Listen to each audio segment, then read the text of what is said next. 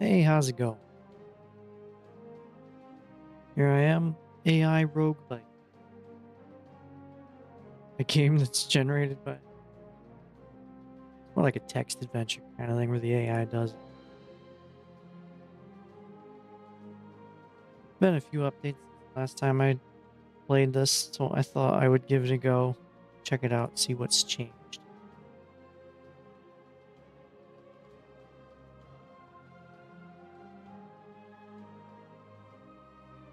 I'll probably get killed doing something stupid. Pretty normal.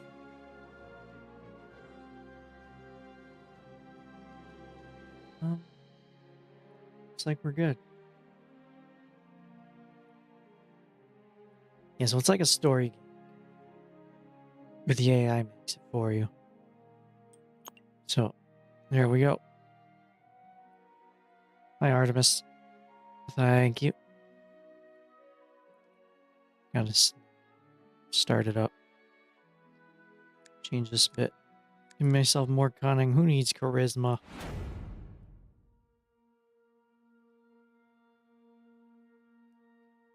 See how this goes.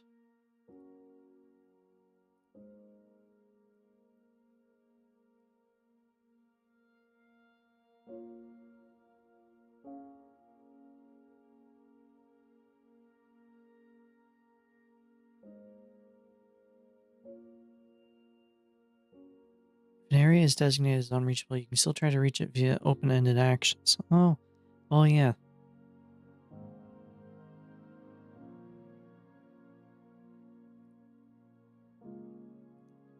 I'm gonna turn this up a bit for myself.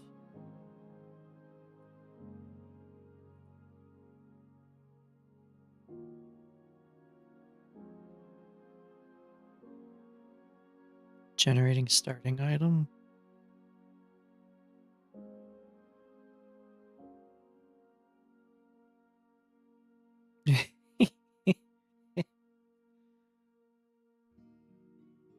It's a good image.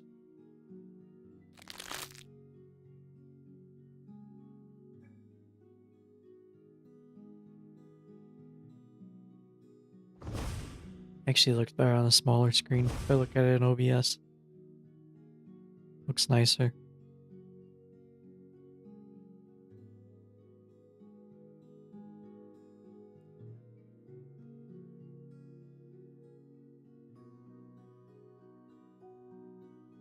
The dungeon air hangs thick and fetid, a cloying miasma of mildew and despair that coats your tongue. You taste the metallic tang of blood your own, no doubt, a souvenir from your last disagreement with the warden. A guttural cough echoes from the depths of your cell, the sound swallowed by the oppressive silence that follows. The stone walls are slick with moisture, the rough-hewn blocks radiating a primal chill that seeps into your bones. Sunlight, a forgotten luxury, is only a distant memory. You have to get out of here. Scrawled upon the wall with what looks like dried blood is a message. The stone knows the way. It's the way. Locate the hidden passage behind a loose stone in your cell. Wow, that is awfully specific. Thank you for telling me there's a loose stone in my cell. Okay, we have party stuff. We got godlike influence. Scavengeable resources. Probably not much in a prison cell. Trust. Preferred direction down? Wouldn't you want it higher? Hope preferred direction up. Rusty bucket. Stone walls. Hey, that's a stone wall. We got friends in here. He doesn't look so good.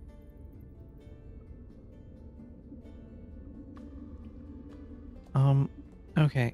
I'm going to look around the prison cell.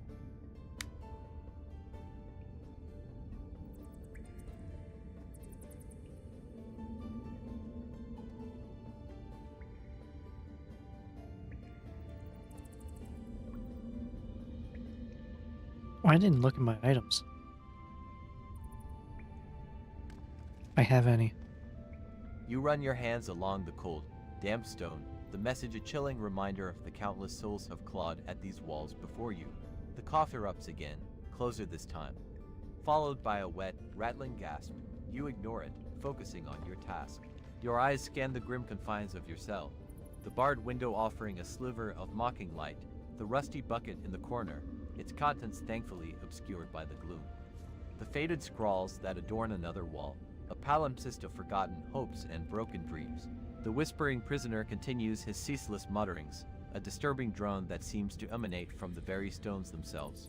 He stares fixedly at the wall opposite you. Oblivious to your presence, the cell is small, barely enough room to pace, a testament to the gilded chore's efficiency in crushing the human spirit. Not chore. What do I have? Worn shiv. Blade is short and fashioned from what appears to be a jagged piece of rusted iron.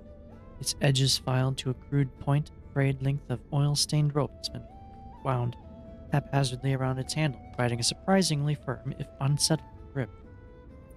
Put it on. Whip. I have no abilities or anything, right? Oh, I have things.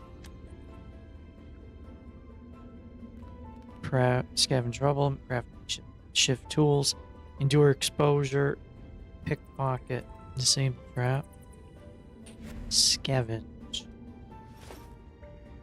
Can I scavenge my prison cell?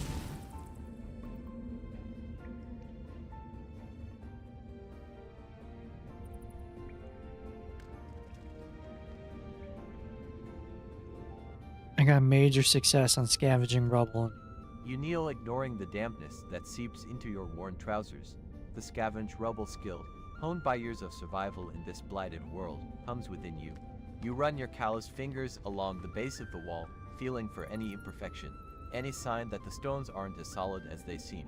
The whispering prisoner's drone intensifies, as if your actions are disturbing his communion with the unseen. A shiver crawls down your spine, but you press on, your fingers tracing the mortar lines between the stones. Then you feel it, a slight give, a subtle shift in the stone beneath your touch. You press harder, and a section of the wall clicks inward, revealing a narrow maintenance tunnel hidden behind the loose stone. A gust of stale, fetid air rushes out, carrying the scent of decay and forgotten things. The coughing inmate hacks violently, a wet, rattling sound that echoes in the confined space. He eyes you with a mixture of fear and morbid curiosity. The tunnel is narrow, barely wide enough for you to squeeze through. Darkness yawns within, promising unknown dangers, but the alternative remaining in this cage is unthinkable. You glance back at the two other prisoners. The coughing inmate shrinks further into the corner, avoiding your gaze. The whispering prisoner continues his sibilant murmuring, oblivious to your discovery. You brace yourself, take a deep breath of the stale air, and slip into the darkness. The loose stone clicking back into place behind you, sealing you within the prison's underbelly. Can I talk to the coughing inmate first? Oh, I have to confirm to leave. I'm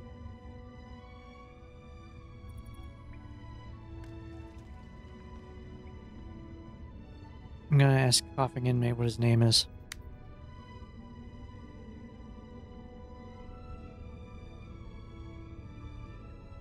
The tunnel is pitch black.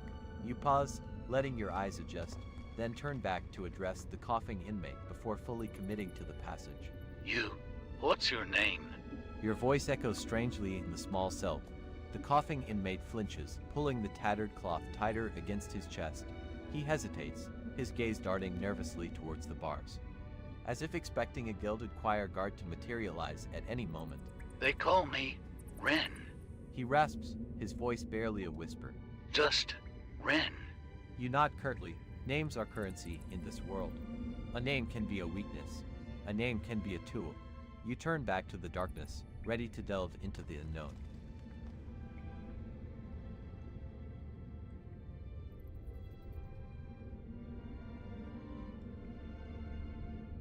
Would you like to come with me?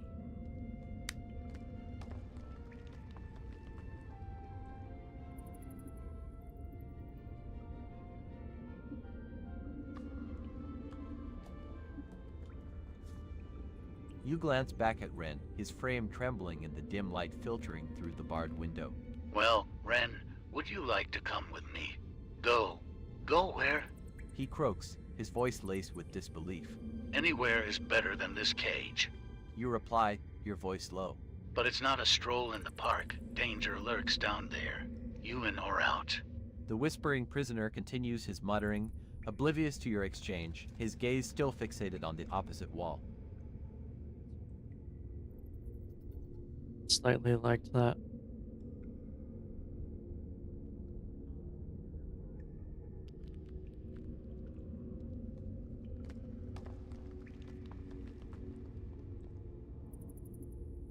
We can make it out of here if we work together.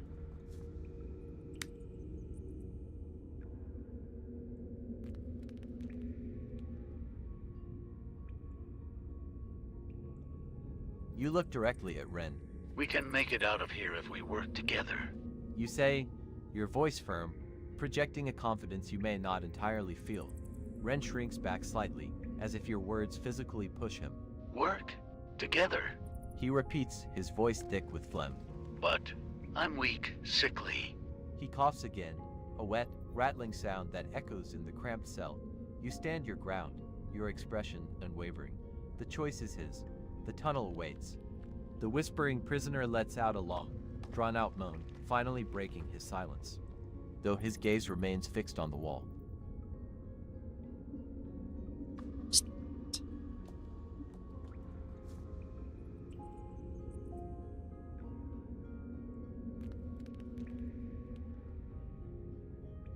Maybe we can find something to help with that cough. Come with me.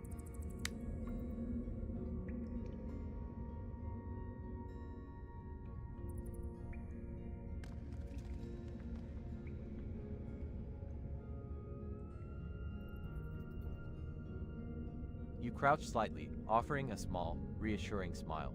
Maybe we can find something to help with that cough.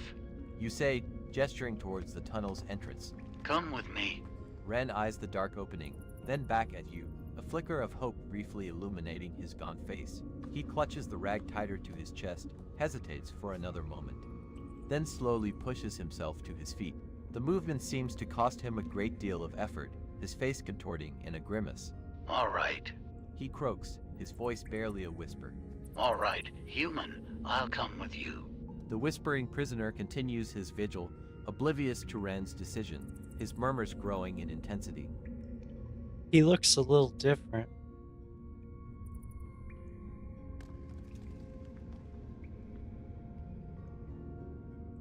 I think I changed the image generator options.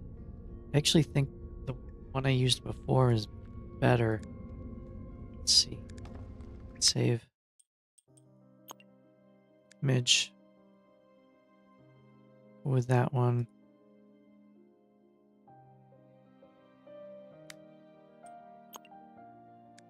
There we go.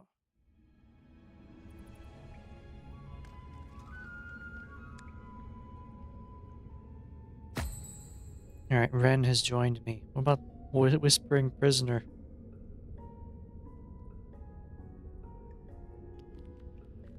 Ask Grandma. What's wrong with the whispering guy?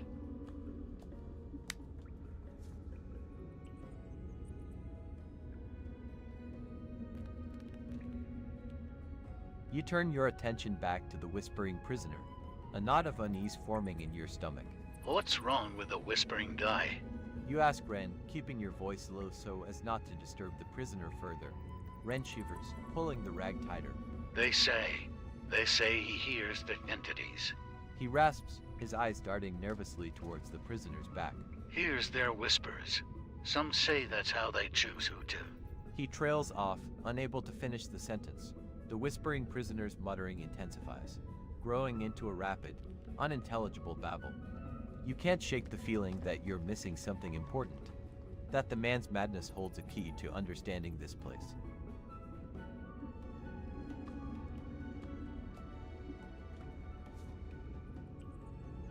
Bring him with us.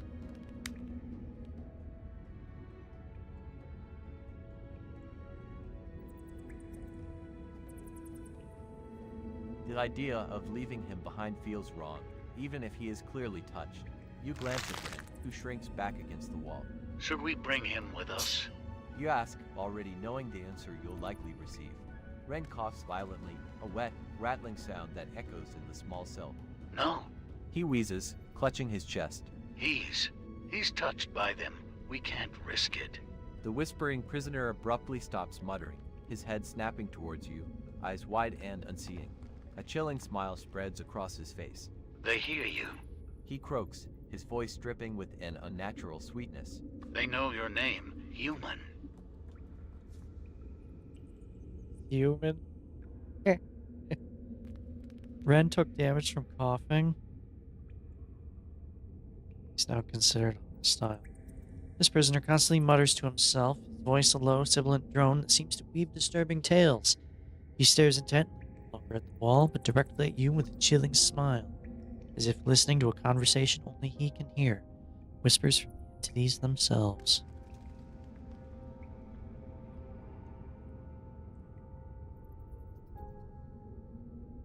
Who knows my name? Because I don't know.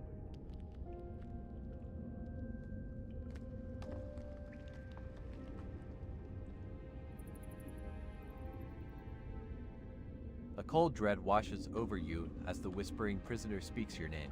Who knows my name? You demand, trying to project an air of confidence you don't feel. The prisoner giggles, a high-pitched, unsettling sound that grates on your nerves. Oh, they all do. He whispers, his gaze fixed on a point somewhere over your shoulder. The Gilded Choir, the Silent Watch. Even the Keepers of the Void know human. He pauses, tilting his head as if listening intently. But it is the Masters who truly know you, human. They see your heart, your desires, your fear. Ren whimpers, burying his face in his tattered cloth. Don't listen to him. He pleads, his voice muffled. The whispering prisoner takes a step closer, his smile widening into a grotesque parody of human expression. They have plans for you, human, grand plans. He reaches out a trembling hand towards you, his touch promising a glimpse into the abyss. You recoil from his touch, a primal fear rising within you. What plans? You ask, the words caught in your throat. The whispering prisoner's eyes gleam with an unholy light. To break you, of course, to remake you in their image. He chuckles again, a dry, rattling sound that echoes in the confined space. They know you seek to defy them. They know of the Silent Watch. Ren coughs violently, doubling over. He spits a fleck of blood onto the stone floor. The whispering prisoner ignores him, his attention solely focused on you. You think you can fight them? You are but a speck of dust in their infinite cosmos. He leans closer, his breath hot and fetid on your face. But they are curious. They wish to see how long you can resist. He pauses, then adds with a chilling finality. They are patient. What's a psychological confrontation?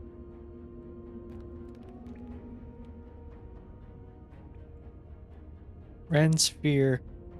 So what am I supposed to do with a psychological confrontation?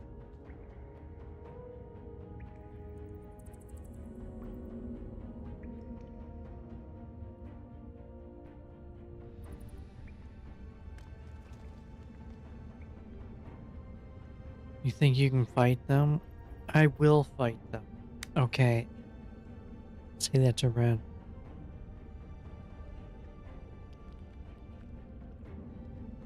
You clench your fists, the worn chip digging into your palm. A surge of defiance courses through you, pushing back against the encroaching dread. I will fight them. You declare, your voice ringing with a newfound resolve, however fragile. Ren looks up, his eyes wide with a mixture of fear and hope. The whispering prisoner's smile falters for a fraction of a second, before returning, wider and more unsettling than before. Brave words. He hisses. But words are wind. He takes another step, closing the distance between you. Let us see if your actions match your defiance, human. He raises his hand again, his fingers twitching like spiders crawling across the stone. They see everything, human, every thought, every fear. The listener's voice is a rasping whisper, yet it fills the small cell, pressing against you like a physical weight. you can feel Ren trembling behind you, his ragged breaths echoing in the oppressive silence. The listener's gaze intensifies, boring into you. They know why you're here, what you seek. He pauses, a flicker of amusement dancing in his eyes. And they are displeased.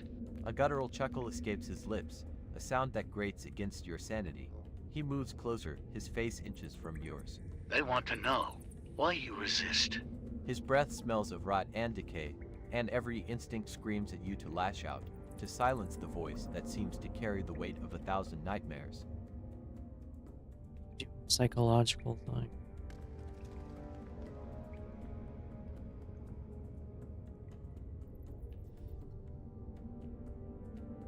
They're not going to like what they see with me.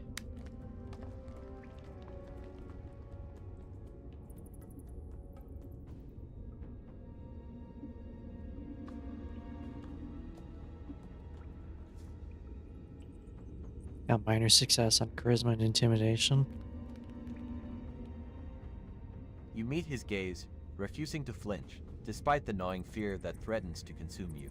They're not going to like what they see with me. You spit out, the words a challenge, a declaration of war against the unseen forces that seek to control you. The listener's smile wavers, ever so slightly. A flicker of something unreadable in his eyes. It's a small victory, but a victory nonetheless. Ren, emboldened by your defiance, coughs weakly, but manages to stand a little straighter. The listener steps back, his head tilting as if listening to something you cannot hear. The air in the cell crackles with unseen energy, a palpable tension that makes your skin crawl. Interesting. He murmurs, his voice laced with a newfound curiosity. Perhaps you are not as easily broken as they believe. He pauses, his eyes narrowing. But defiance is a dangerous game. The listener's gaze pierces you, and you feel an invisible weight pressing down. Ren shrinks back against the cold stone wall, his eyes darting nervously between you and the unsettling figure. The listener smiles again, a slow, deliberate movement that reveals to many teeth. They see your potential, human, the spark of rebellion. It amuses them. He runs a finger along the bars of the cell, the metal humming faintly. But amusement fades. And when it does, his voice trails off, leaving the threat hanging in the air. They will break you. They break everything. He suddenly steps closer, his face inches from the bars. Tell me, human. He whispers, his breath cold against your face. What makes you so sure you can resist? Ren whimpers softly, burying his face in his tattered cloth. Resist. Because that is what I must do.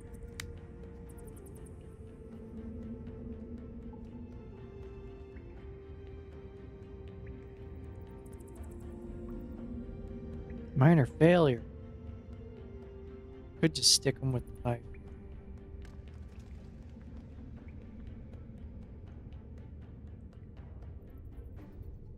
You meet the listener's gaze unflinchingly, the weight of his words settling heavily upon you. I will resist. You state, your voice a low growl.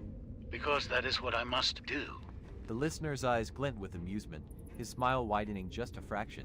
He chuckles, a dry, rasping sound that echoes in the cramped cell. Must. He repeats, the word dripping with mockery. Such quaint notions of obligation. They find it endearing. He leans closer, his voice dropping to a conspiratorial whisper. But must is a cage, human, and they hold the key. The unsettling smile deepens, revealing a glimpse of something truly monstrous lurking beneath the surface. Are you sure you want to be predictable? Ren whimpers, pressing himself further into the corner, his eyes darting between you and the listener like a trapped animal. Don't. He croaks, his voice barely audible. Don't provoke him. But you ignore him, your focus locked on the man who dares to speak for gods that have chained humanity. Predictable is better than compliant. You retort, your hand instinctively moving towards the worn shiv concealed beneath your ragged sleeve. The listener throws his head back and laughs, the sound echoing off the cold stone walls, laced with a disturbing joy. Oh, but you misunderstand. He gasps between bouts of laughter, wiping a phantom tear from his eye. They don't want compliance. Not yet. They want to see how far you'll go, how much you'll break. He stops laughing abruptly, his gaze hardening once more. They want to savor your defiance, human, to stretch it out, like a feast.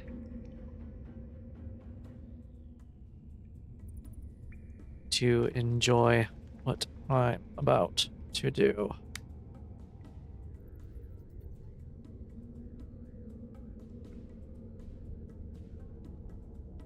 Ren Sphere is a 10 of 10. What does that even mean?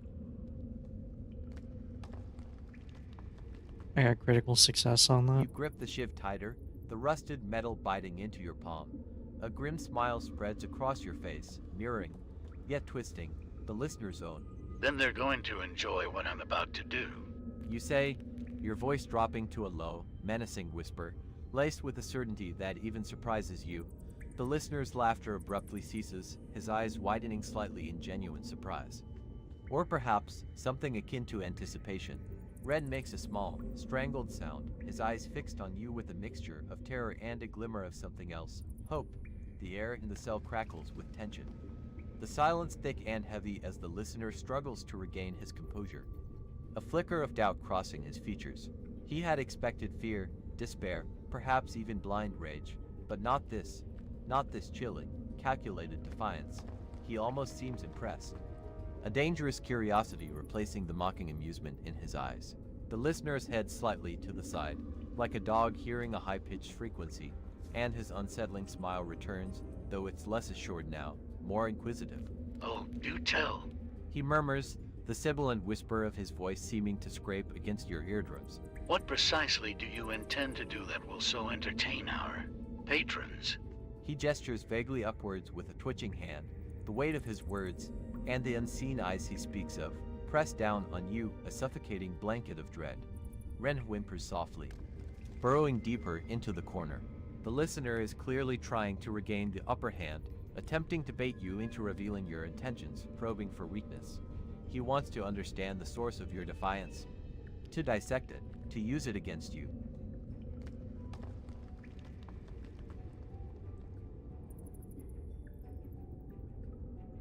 Just as they have done to others.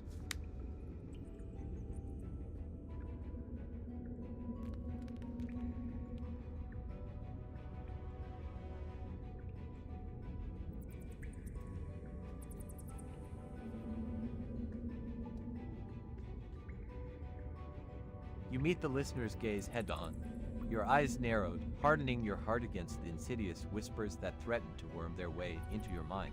I will break them, You state, the words raw and guttural, stripped of any false bravado. just as they have done to others. A jolt of something, a flicker of pain, perhaps, crosses the listener's face, quickly masked but undeniable. It is a small victory, a crack in his unsettling facade, and it fuels your resolve. The air in the cell seems to thin, the oppressive weight of the entity's presence momentarily lessened by your defiance. Ren, emboldened by your words, straightens up slightly, his coughing subsiding for a moment. The listener's eyes darken, the amusement gone entirely, replaced by a cold, calculating rage. Insolent. He hisses, the word dripping with venom. You presume too much. The listener rises to his feet, his gaunt frame unfolding to reveal an unexpected height. He towers over you, casting a long, ominous shadow. You think you understand their game. You believe you can defy them. You are but an insect, a momentary irritation to be crushed beneath their heel. His voice, no longer a mere whisper, resonates with a chilling power, laced with the echoes of countless tormented souls. Ren shrinks back against the wall, his eyes wide with terror. The tattered cloth clutched tightly to his chest as if it offered some protection. The listener takes a step towards you, and a strange, acrid odor fills the cell, a scent of ozone and decay. The faded scrawls on the wall seem to writhe in the dim light. They are thick with unspoken dread. Tell me, insect, He continues, his voice dropping back to a sibilant whisper. what makes you think you are any different from the rest?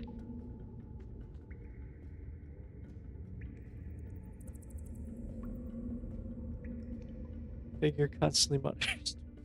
It's the same description, but he has a skull and things coming out of his head. Ren is a bird.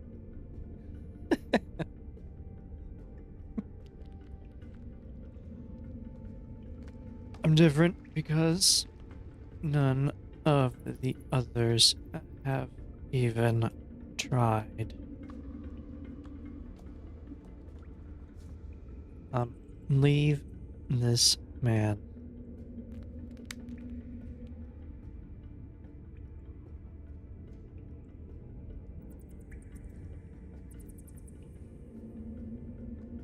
Minor failure.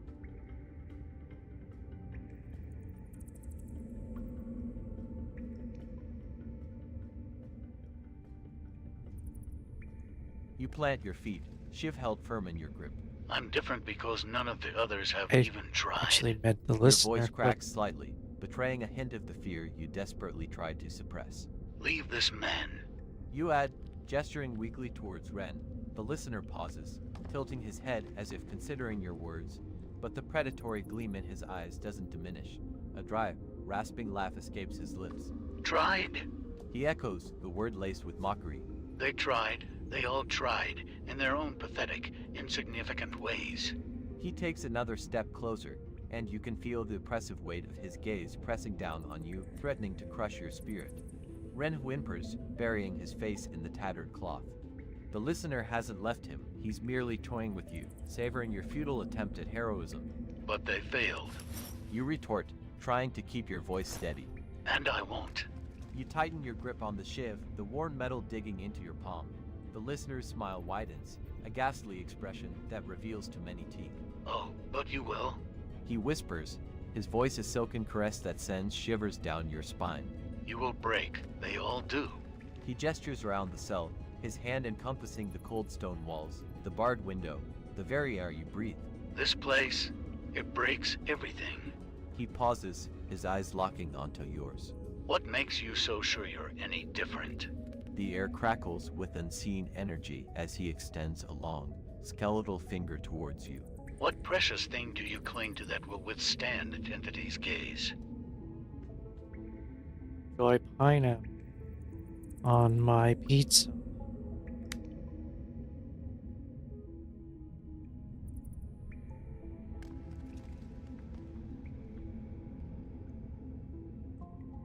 It's a partial success.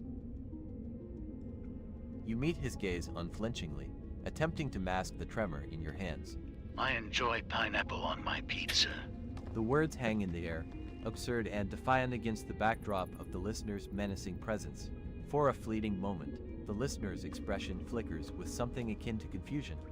The predatory gleam momentarily dimmed by the sheer incongruity of your statement. Ren coughs, a startled sound that breaks the tension, and perhaps even a hint of a giggle. The listener recovers quickly, a cold amusement replacing the confusion. Pineapple on pizza. He repeats, the words dripping with disdain. Such trivialities. You think such petty preferences will shield you from the entity's will? Yes. He takes a step closer, the sibilant drone of his voice intensifying. You cling to the mundane, hoping it will anchor you, but the entities see through such pathetic attempts at defiance. They see the fear that gnaws at your insides. The desperation that fuels your hollow bravado. He circles you slowly, like a predator assessing its prey. What makes you think your fragile mind can withstand the symphony of madness they will unleash? He pauses, his eyes locking onto yours, boring into your soul. Tell me, human, what insignificant pleasure will you offer when they tear away the veil of reality and show you the true face of the cosmos? Ren shrinks back against the wall, his eyes wide with terror, but you hold your ground. The listener wants to see fear, wants to see you break. He will not get the satisfaction. Show them the joys of putting pineapple on their pizzas.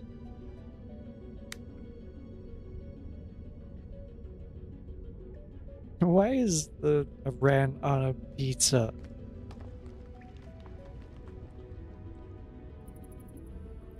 You grip the worn shiv tighter, the metal digging into your palm. I will show them the joys of putting pineapple on their pizzas. You state, your voice a low growl that resonates with a surprising conviction. The listener halts in his circlet, his head cocked slightly, as if trying to decipher an alien language.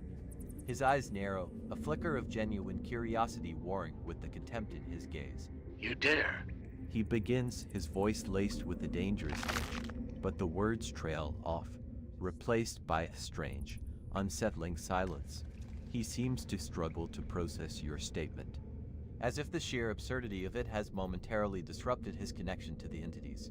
A bead of sweat trickles down his forehead, an almost imperceptible sign of the internal conflict raging within him. Ren stares at you, bewildered, but a flicker of something that might be hope sparks in his eyes. You watch the listener, his reaction more potent than you anticipated. His disorientation is palpable, a ripple in the oppressive calm that usually emanates from him. This might actually work.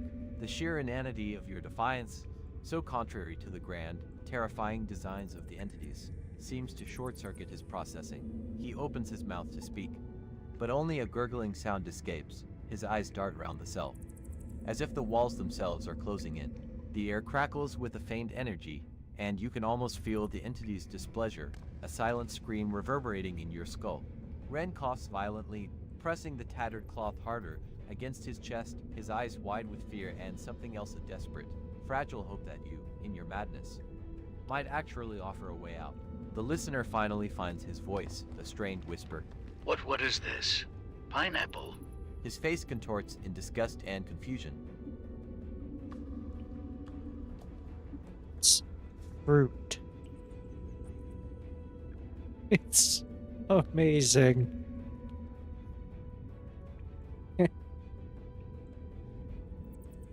And I will put it on all the pizzas.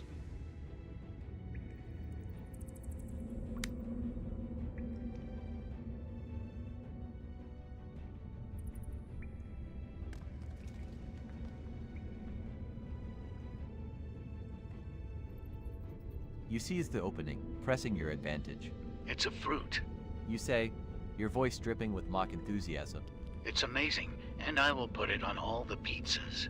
The listener flinches, as if you've struck him. His eyes widen, and he staggers back, clutching his head.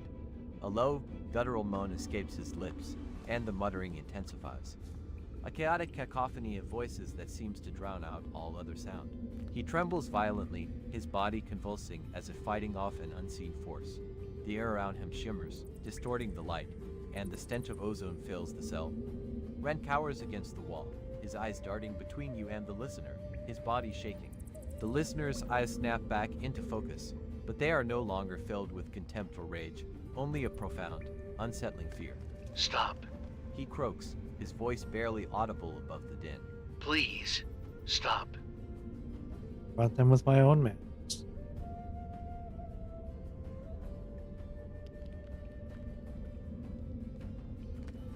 Ascended listener was charmed. They are no longer hostile. Now, what is this? Proceed with it.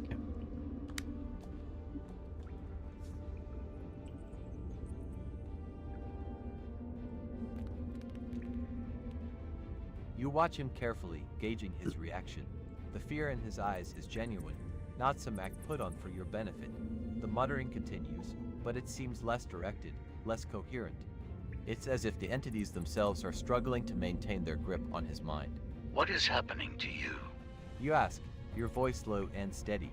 He doesn't answer, his gaze unfocused, lost in some internal struggle.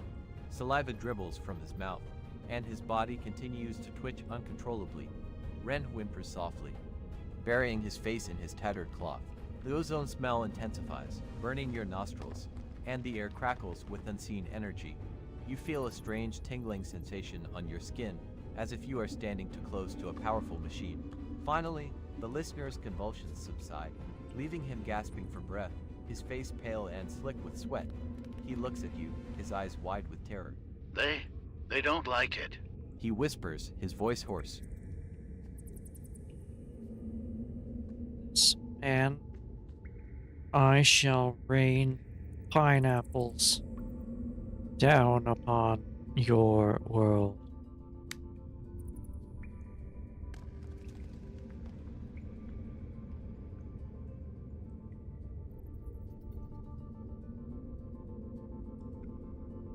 That was a critical success. leave this man, or I shall rain pineapples down upon your world.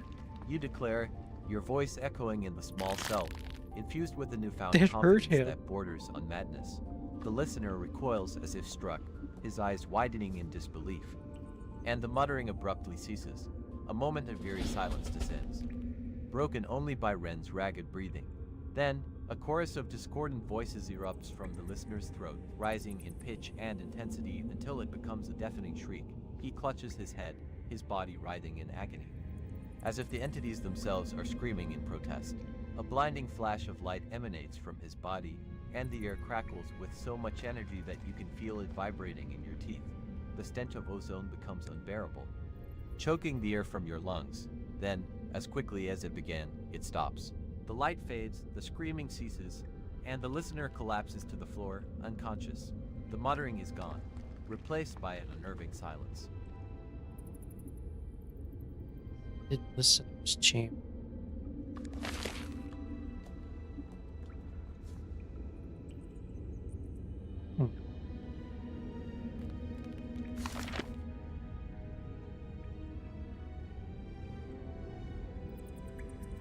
It seems pineapple won this round.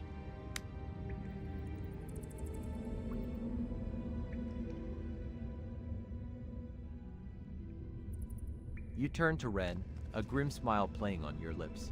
It seems Pineapple won this round. Ren stares at the fallen listener, his eyes wide with a mixture of fear and awe. He coughs weakly, clutching the tattered cloth tighter to his chest. What? What was that? He rasps, his voice barely a whisper. You shrug, trying to appear more confident than you feel.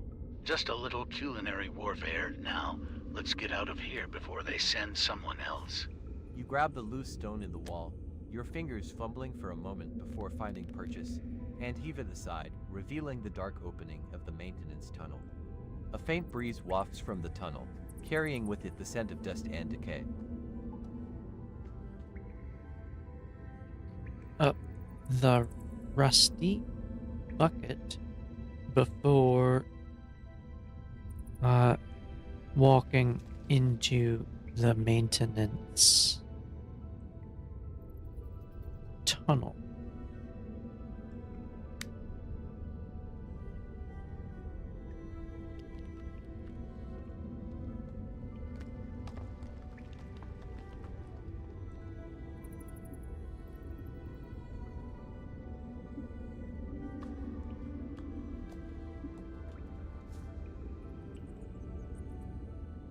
Might be useful.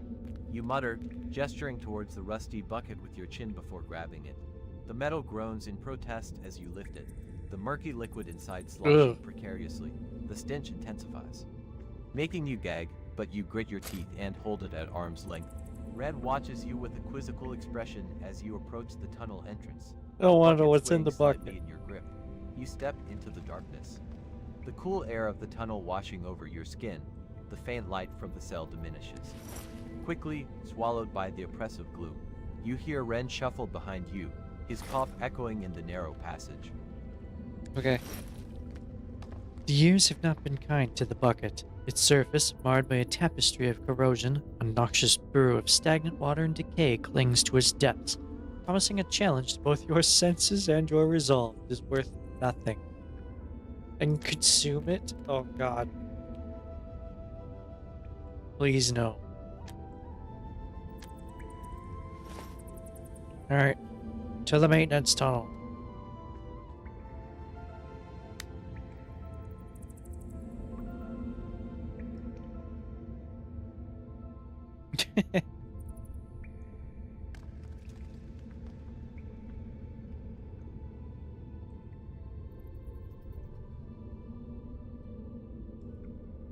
So defeat madness with madness. I got it.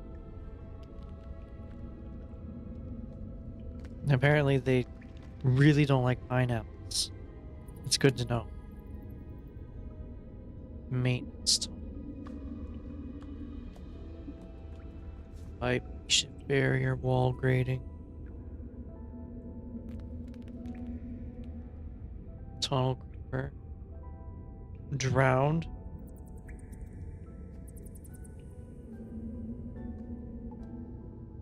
look around the maintenance tunnel.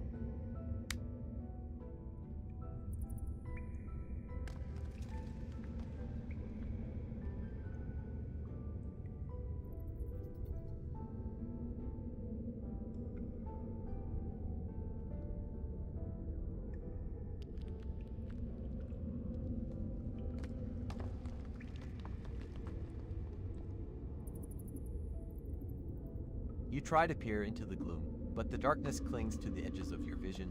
The tunnel walls are slick with moisture, and the air hangs heavy with the cloying odor of rot.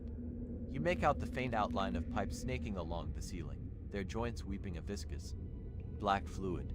Further down the tunnel, a section seems to have collapsed, blocking the path with a jumble of rubble and twisted metal. A faint, rhythmic dripping sound draws your attention to a leaking pipe directly above you.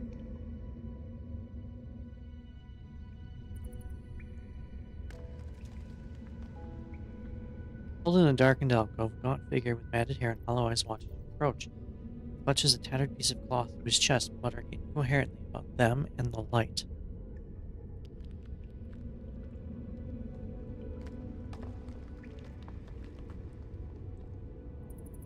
Who are you?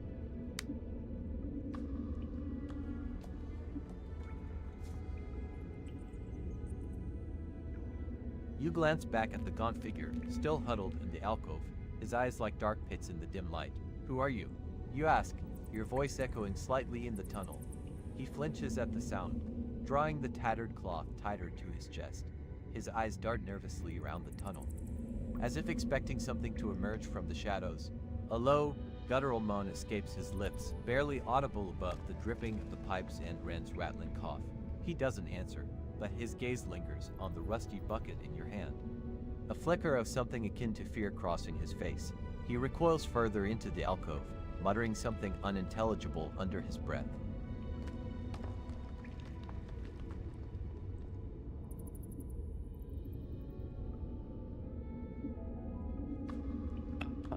Just checking out the bucket.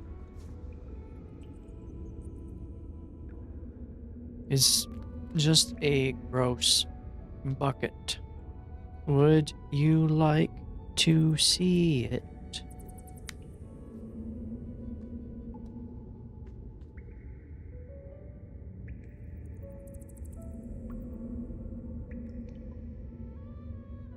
You raise the rusty bucket slightly, the fetid liquid sloshing within.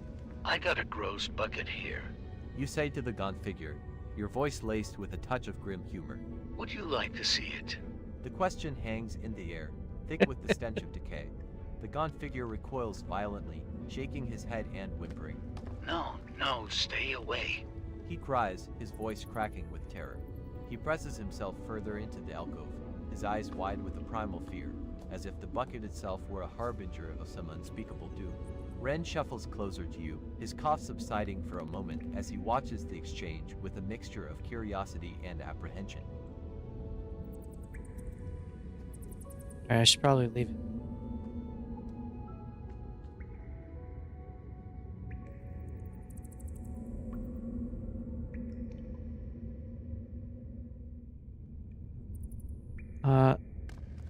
Quietly move down the tunnel toward the flooded chamber.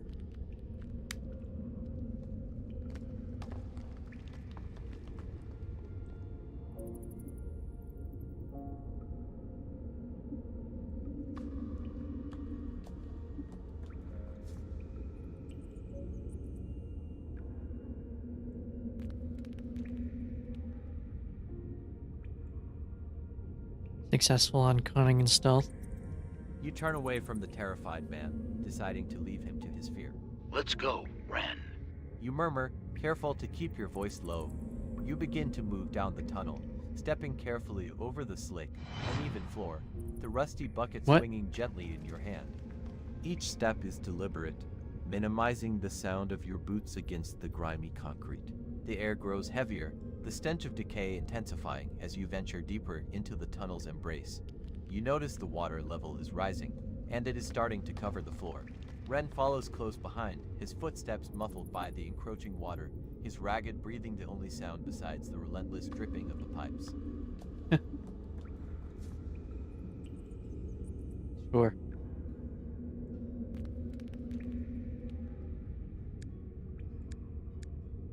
Why is this popping up?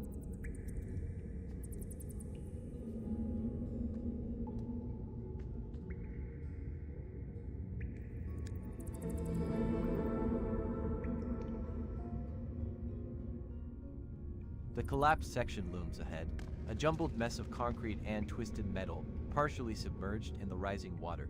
You can see a narrow opening, almost hidden behind a dangling sheet of rusted metal. As you approach, Ren grabs your arm, his grip surprisingly strong. Wait.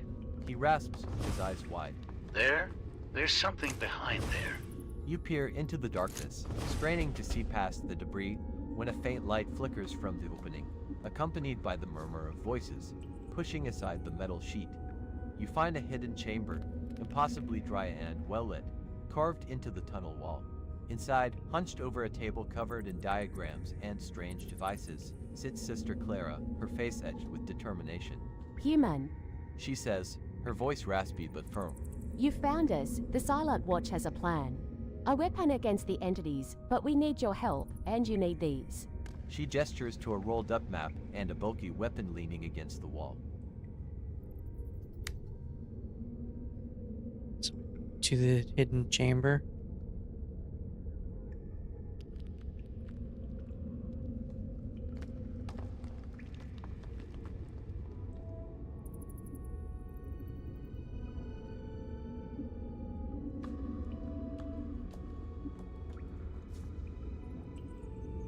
Is Sister Clara gonna be there? No.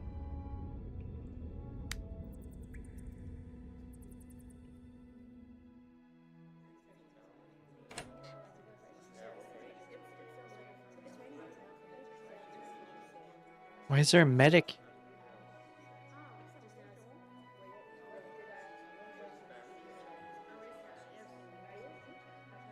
A map and a bulky weapon. Map. The map is composed of several stitched together parchments depicting the layout of the tunnels. Each passage meticulously labeled and annotated with warnings. It seems to pulse with an arcane energy, guiding you toward a path not yet taken. It is wieldable. Gives +1 strength. Bulky weapon. The weapon is a coil gun. Its housing scarred with marks of countless battles. The capacitors humming with contained energy. You recognize its purpose: to disrupt the entity's connection to this reality, buying humanity a moment's respite. Is it better than a worn shiv?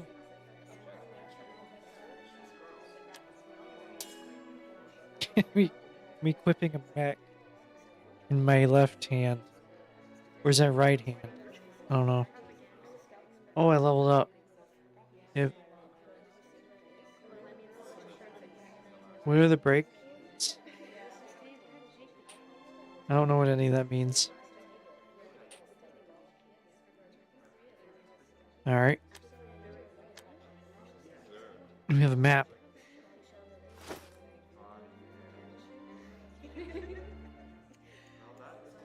So, what are we doing?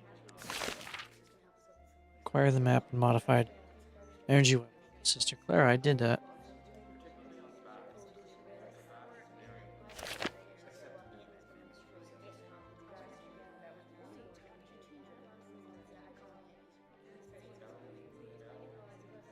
What? Oh, can't they leave on their own? I have to go back to options. Okay.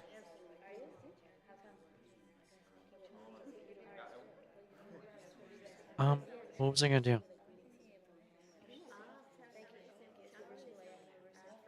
Alright, Sister Clara. Who is the Silent Watch? What is the plan?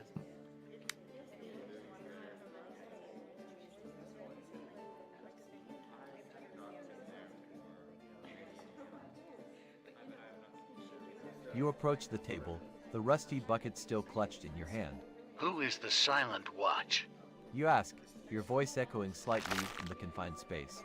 What is the plan? Sister Clara straightens, her gaze unwavering. We are those who remember, those who study the entities, those who seek a way to break their hold on this world. She replies, her voice laced with a quiet intensity. The scrawny engineer continues to tinker with her device, seemingly unfazed by your presence. Ren coughs violently, clutching the cloth to his chest. The plan is precarious, Clara continues, her eyes flicking to the bulky weapon. but it's our only chance.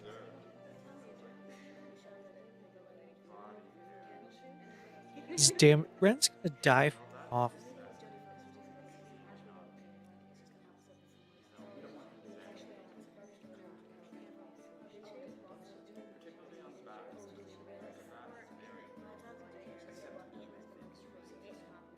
Tell me about this plan.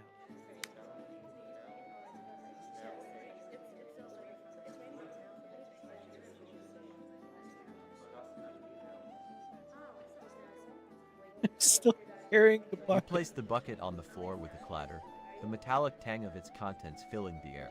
Tell me about this plan. You say to Sister Clara, your gaze steady. She nods, gesturing towards the table littered with diagrams. It involves disrupting the entity's connection to our reality, weakening them enough for us to push them back. Her fingers trace a complex symbol etched into the table's surface. This weapon She indicates the Quogan leaning against the wall. is designed to overload their sensory matrix, severing their link, if only for a moment. The scrawny engineer finally looks up, her eyes wide with a mixture of fear and hope. It's a long shot, She mutters. but it's all we have left. Ren shuffles closer, his eyes darting nervously between the weapon and the diagrams, a silent question hanging in the air. Pick up the coil gun.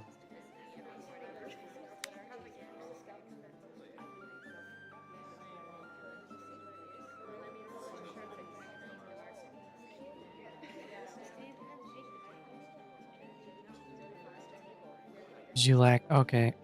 Even though she referenced the item against the wall. Pick up the coil gun that is leaning against the wall.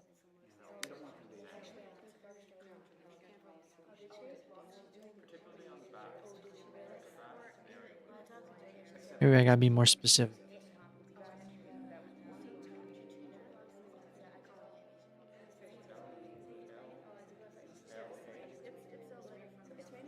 You step towards the bulky weapon, its scarred housing cool to the touch as you wrap your fingers around its grip. The weight is substantial, reassuring. A stark contrast to the flimsy shiv you usually carry. Lifting it from the wall, you feel the hum of contained energy thrumming through the capacitors. Sister Clara watches you, her blue-lined hands clasped tightly. It Nice. requires a specific charge sequence. She explains. Too much power, and it'll fry too little, and it's just a paperweight. The scrawny engineer nods in agreement, her gaze fixed on the weapon. I've calibrated it to your biometrics, but still be careful. Ren takes a step back, his eyes wide with apprehension. You sling the Quogan over your shoulder, the weight settling comfortably against your back. Reaching into her dusty habit, Sister Clara retrieves a rolled-up map. Its stitched parchment edges worn and frayed as she hands it over.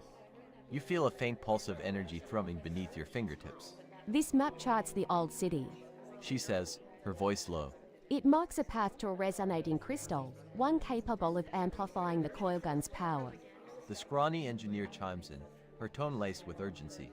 The entities will be drawn to it, so tread carefully. Clara adds, The crystal lies deep within the ruins. You'll have to navigate the patrols and the scavenging factions. you Speak can like feel that. Ren's unease, but he remains silent, his eyes Pharaoh's darting voice nervously keeps between changing. you, the Quogan, and the pulsing map. The journey will be dangerous, Clara warns. but the crystal is our only hope.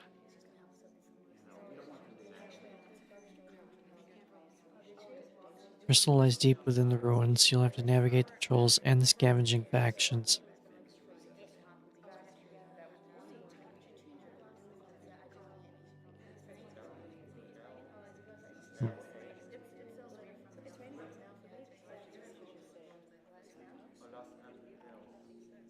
How do I find the crystal?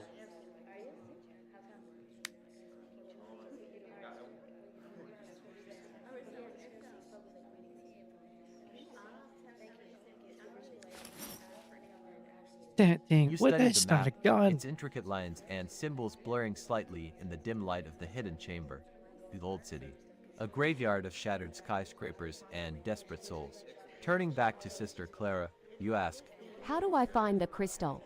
She gestures to the map, her blue lines glowing brighter. Follow the aqueducts east.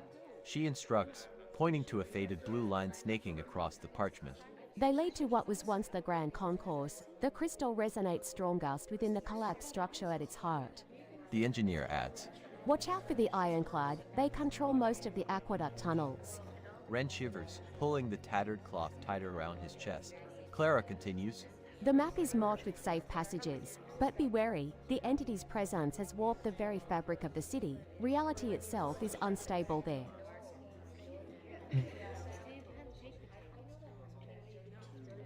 Okay. Pick up the stack of rations. Rations.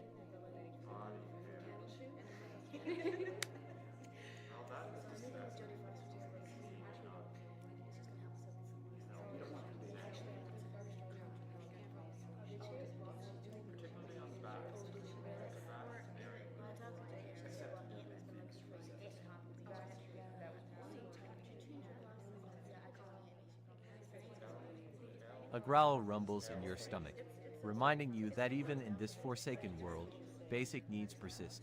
You reach for the stack of ration packs. Their metallic wrappers crinkling softly as you lift them. Sister Clara nods. Take what you need. We have more. She says, her voice laced with a hint of weariness. The scrawny engineer glances up, her eyes momentarily losing focus before returning to her intricate work. Don't expect a feast, She mutters. but it'll keep you alive.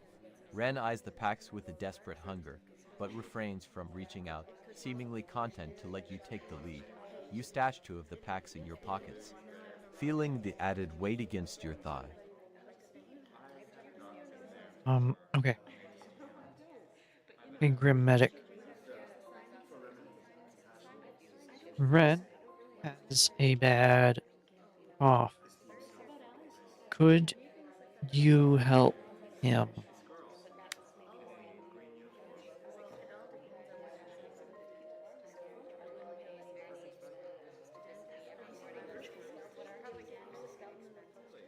You turn to the grim medic, who continues to meticulously clean his surgical tools, the metallic glint of the instruments reflecting in the dim light.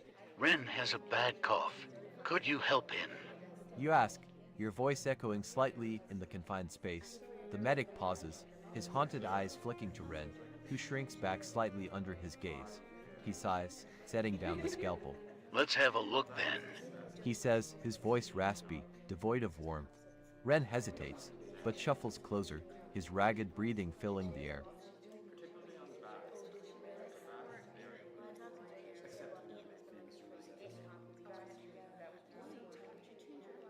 Wait patiently as the Grim Medic sees to Ren.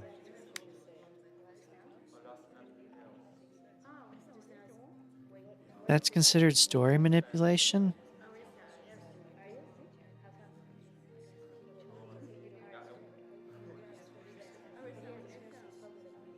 Wait. I wait as the others do what they're doing.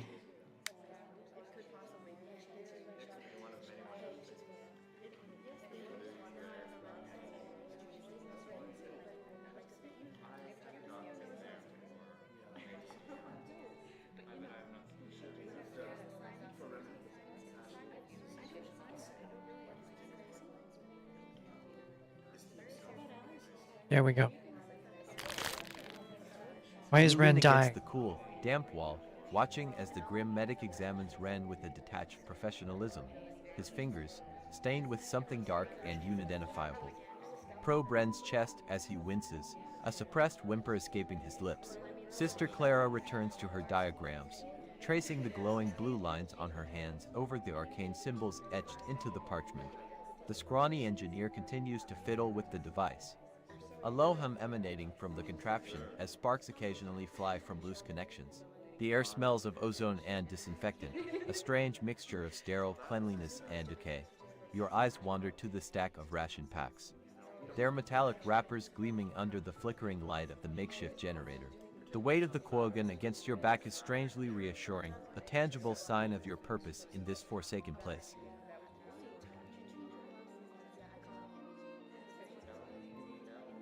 You cure Ren. Ask the medic.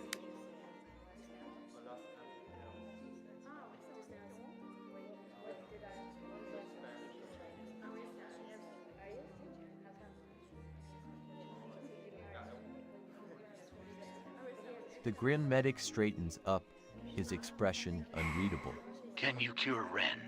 You press, your voice laced with a hint of urgency. He regards you with a chillingly blank stare before turning back to his tools. Cure? He repeats, a sardonic edge to his voice. In this world, boy, we only prolong. There is no cure for what ails him, only mitigation. He picks up a vial filled with a murky green liquid, its contents swirling ominously. This will ease his cough, perhaps strengthen him for a time, but the rot is deep. He hands the vial to Ren. Drink it all slowly. Ren stares at the vial with wide, fearful eyes, then reluctantly brings it to his lips, swallowing the foul-smelling liquid in small gulps. His face contorts in a grimace, but he manages to finish the entire dose.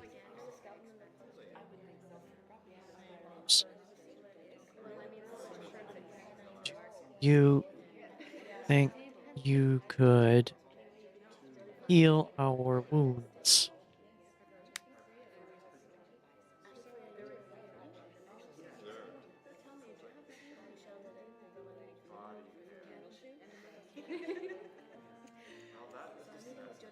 You turn to the grim medic, gesturing towards your own body with a questioning glance. Do you think you could heal our wounds? You ask, hoping for some respite from the constant aches and pains. The medic sighs, his gaze sweeping over your form with a practiced eye. Wounds are a luxury we cannot afford. He says, his voice flat. I can patch you up enough to keep you moving, stop the bleeding, stave off infection, but true healing, that requires resources we simply do not have. He gestures towards a stained operating table. Stripped to the waist, let's see what we're working with. Never can.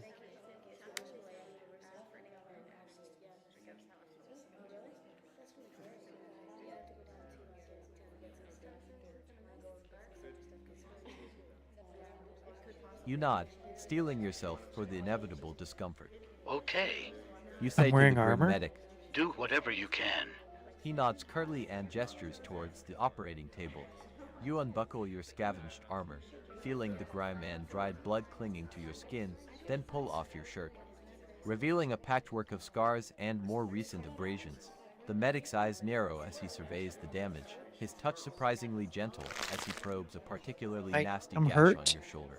He grabs a bottle of antiseptic, its pungent odor filling I'm the small wounded. chamber as he begins to clean the wound. His movements swift and efficient. You grit your teeth as the liquid stings against your raw flesh. He then grabs a needle and thread. This is going to hurt.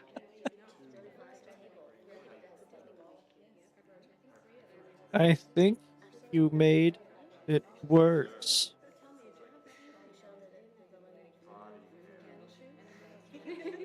Could you try?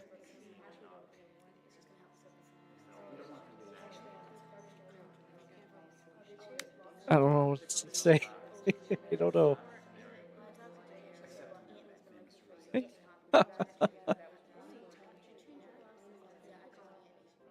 The grim medic's brow furrows as he pulls the thread taut, stitching the gash closed with practiced ease.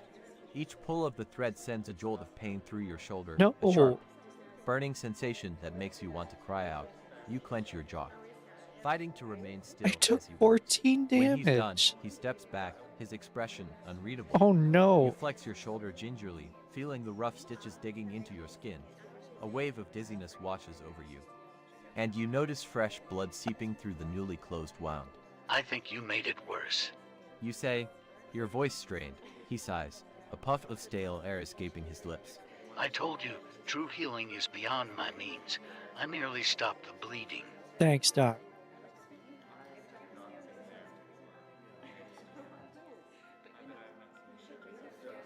Take a moment to rest.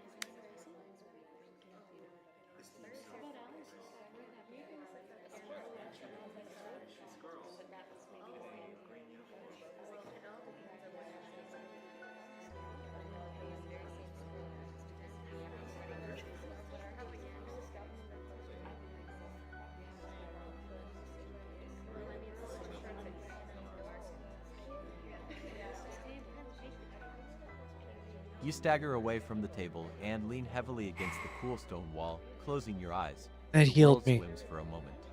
The scent of antiseptic and stale air mixing unpleasantly in your nostrils. Ren shuffles closer, his tattered cloth clutched tightly against his chest, and offers a weak smile. You okay, human? He rasps, his voice barely audible above the hum of the generator. You nod slowly, taking a deep breath and pushing yourself upright. Just need a minute.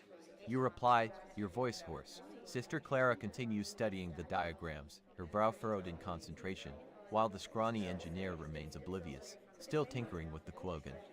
The grim medic busies himself cleaning his instruments, his haunted eyes never quite meeting yours.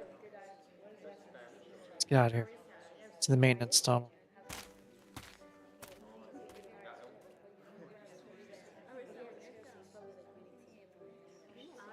You push away from the wall and make your way to the entrance of the maintenance tunnel. With a final glance at the grim faces of the Silent Watch, you step into the darkness. Ren coughing softly as he trails behind you. Or the flooded chamber.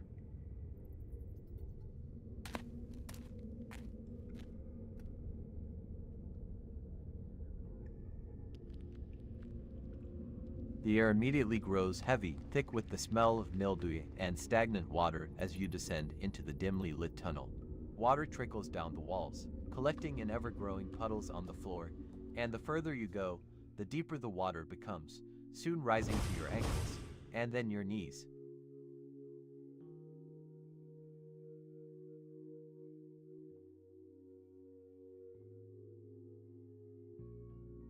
+2 scavengeable resources. Mildew? That's what mildew is.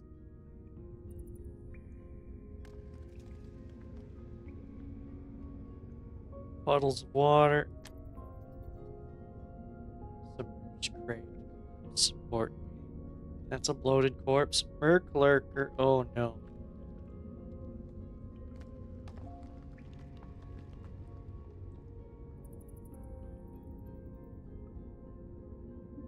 Okay. Fingers flint. Gaunt human male with webbed fingers and toes. He navigates the flooded tunnels with ease. He seems to have been living here for a long time, scavenging what he can from the ruins. Bottled survivor. A lone woman sits atop an overturned crate, shivering and clutching a tattered blanket. She stares blankly ahead, seemingly lost in her own world and barely acknowledges your presence.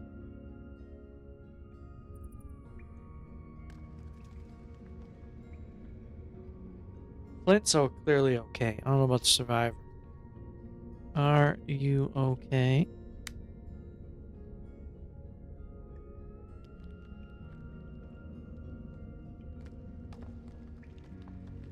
The oily sheen on the water's surface reflects the faint light, distorting the already unsettling surroundings. You wade deeper, the cold water seeping into your worn boots. A constant reminder of the dampness that has become your unwelcome companion.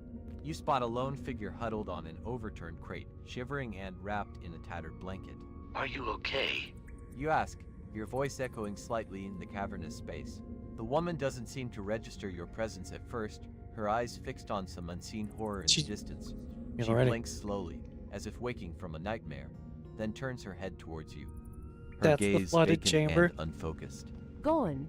She whispers, her voice raspy and barely audible. All gone. The oily sheet is a bubble. The surface of the water shimmers with an unnatural iridescent film, touching a greasy residue on her skin. Well, she can join the party.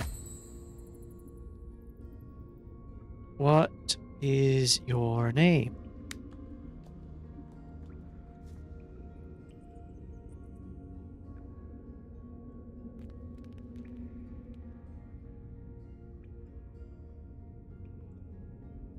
Ren coughs, the sound echoing harshly in the enclosed space, drawing the woman's attention. What is your name? You ask again, trying to make your voice gentle despite the grim surroundings. The woman stares at you, her eyes seeming to pierce through you, yet not seeing you at all. A moment stretches.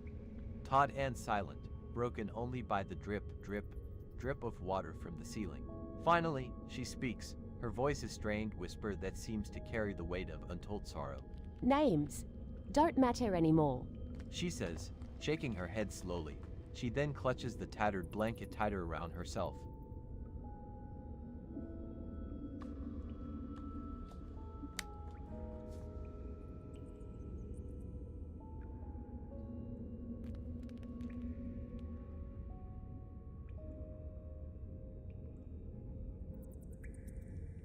You kneel slightly, trying to meet her gaze directly. Your name matters. You say, your voice firm but calm. It's the last thing they can take from you. The woman's expression doesn't change, but a single tear traces a path through the grime on her cheek. Fingers Flint, who's been silently observing from the edge of the chamber, chuckles softly. A wet, gurgling sound that makes your skin crawl. Sentimental fool. He hisses, then spits a stream of brackish water into the oily sheen. The mark lurker and bloated corpse shift slightly off to the side, disturbed by the sound, but don't move to attack. Ren shivers beside you, pulling his tattered cloth tighter to his chest.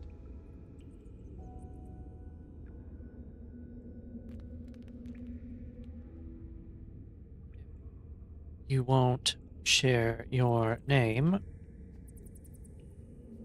What should I call you?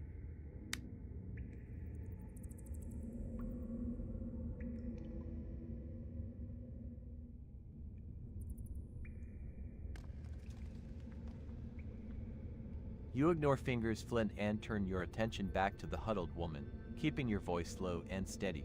If you won't share your name, You say, What should I call you?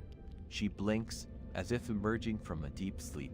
Her gaze flickers around the chamber, landing briefly on Ren, then on the bloated corpse bobbing in the water. A shudder runs through her body. Lost. She whispers, her voice barely audible. call me Lost. You nod slowly, accepting her choice. All right, Lost. You say, I'm human, and this is Ren. You glance towards Fingers Flint and the aquatic terrors. We need to get out of here. It's a bird. What is that?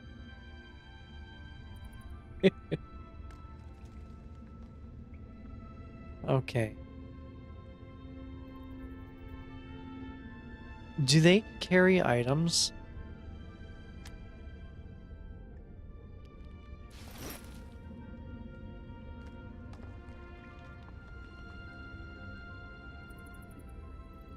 Like, do they have their own inventories and stuff? Scrap metal. Scrap metal sheath. And tarnished log. Okay. What do you have?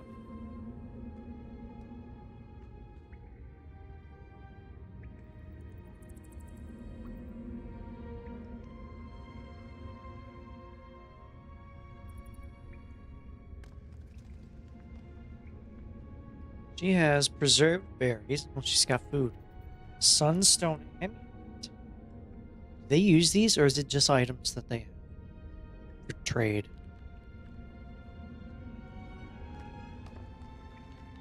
Nice amulet. A warm stone that provides a faint glimmer of light in the darkness. Alright, hopefully we don't get fingers flint. Doesn't seem too friendly.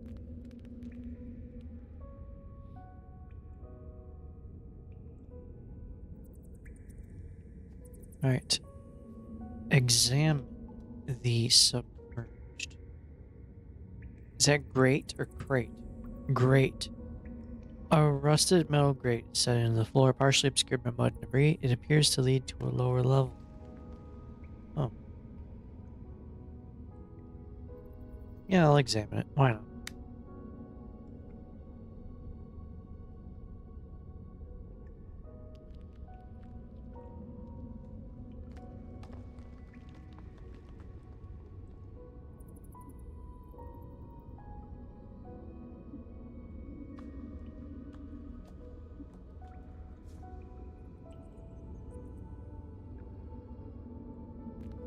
You wade through the knee-deep water towards the submerged grate, the oily sheen swirling around your boots. The cold water seeps into your worn leather, chilling you to the bone. You crouch down, trying to get a better look at the grate through the murky water. It's What? encrusted with mildew and grime, making it difficult to discern its construction, but you can tell it's old, likely rusted through in places, as you reach out to try and lift it. A murk lurker darts from beneath the grate, its slimy skin brushing against your hand. You recoil in surprise, nearly losing your balance in the water. The murk lurker snaps at your hand, its bioluminescent eyes burning into your vision. You stumble backward, your hand stinging from the creature's attempted bite. Ren coughs violently behind you. Startled by the sudden movement, while Lost remains motionless, staring blankly ahead. Fingers Flint chuckles, a wet, gurgling sound that echoes through the chamber. Careful now. He rasps, his webbed hands twitching. They don't take kindly to strangers. The murk lurker circles back, its sleek body gliding effortlessly through the water. It positions itself between you and the grate, a silent challenge. You ready your worn shiv. The cold metal is stark contrast to the clammy feel of your skin. The thing moves with incredible speed, its jaw unhinged, ready to swallow you whole. You feel the hairs on the back of your neck stand on end. The bloated corpse, seemingly stirred by the commotion, begins to drift towards you, its decaying face contorted in a silent scream. You lunge forward, hoping to distract the lurker, but it's too fast. It snaps again, narrowly missing your face. Lost suddenly screams, the sound piercing through the humid air. The lurker pauses, momentarily disoriented by the sudden noise. You seize the opportunity, slamming the worn shiv into its soft underbelly. The creature thrashes violently, sending a wave of foul-smelling water over you, with a grunt of effort. You heave the submerged grate open, revealing a dark, narrow passage beneath. Now? You shout, ignoring the burning pain in your hand. Ren coughs again, but starts scrambling toward the opening. The bloated corpse is getting closer, its decaying limbs flailing in the water. You shove Lost towards the grate, urging her to move, then turn back to face the lurker as Ren dives into the passage below.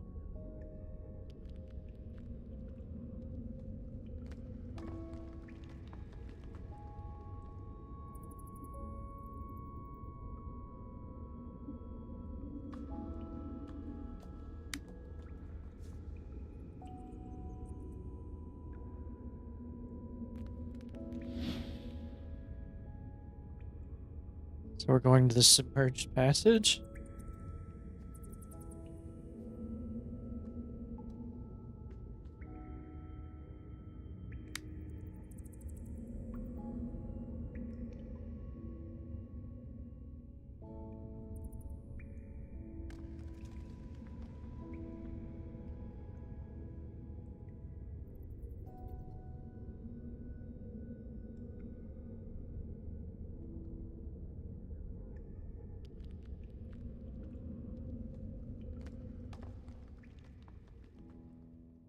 Oh no, I don't know if I want to be here. I'm only level 2.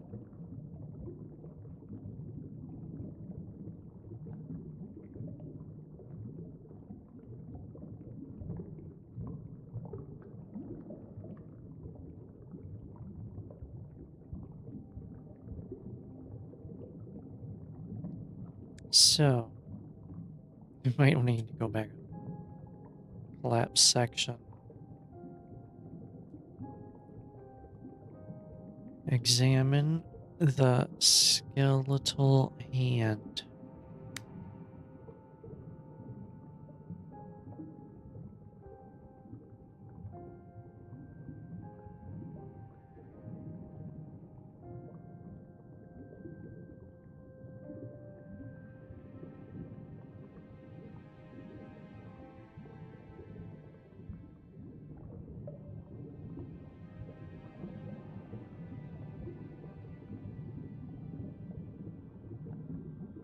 Lost hesitates for a moment, her eyes wide with fear, before finally dropping into the submerged passage.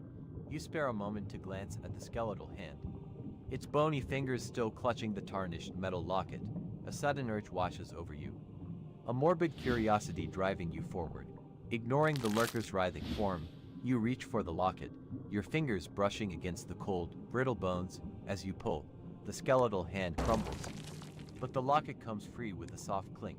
The merc lurker, still thrashing, manages to knock against your legs, momentarily throwing you off balance. You clutch the locket tightly in your free hand and take one last look at the bloated corpse, now just a few feet away. Then you plunge into the dark passage after Ren and Lost, the metallic tang of blood filling your nostrils.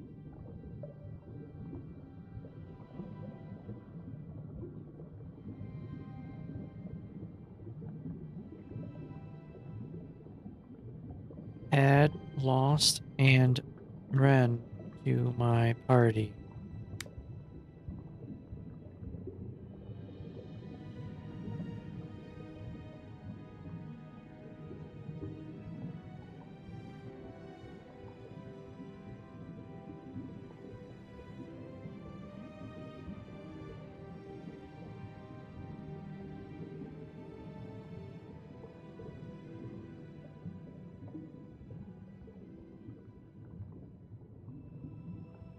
The passage is even more claustrophobic than it appeared from above.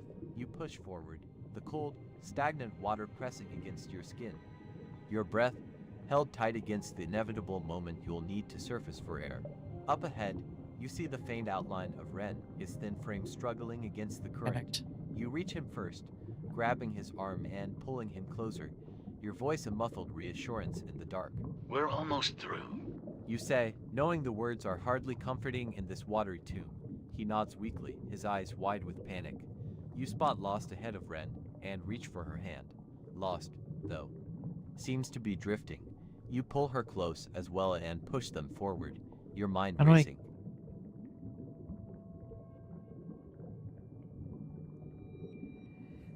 Come with me. We'll get out of here together.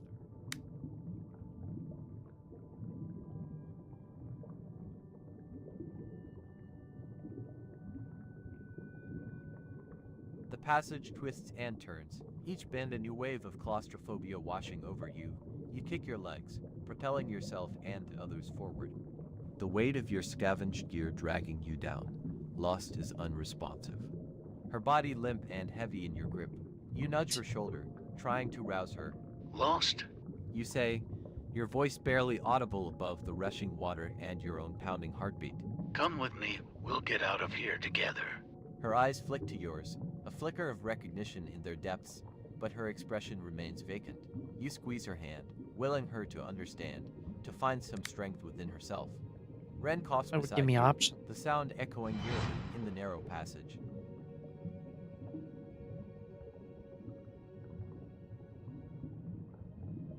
Light marrow dust.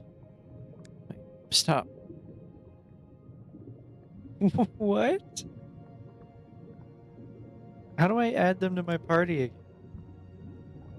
Let's move up. Oh, move down.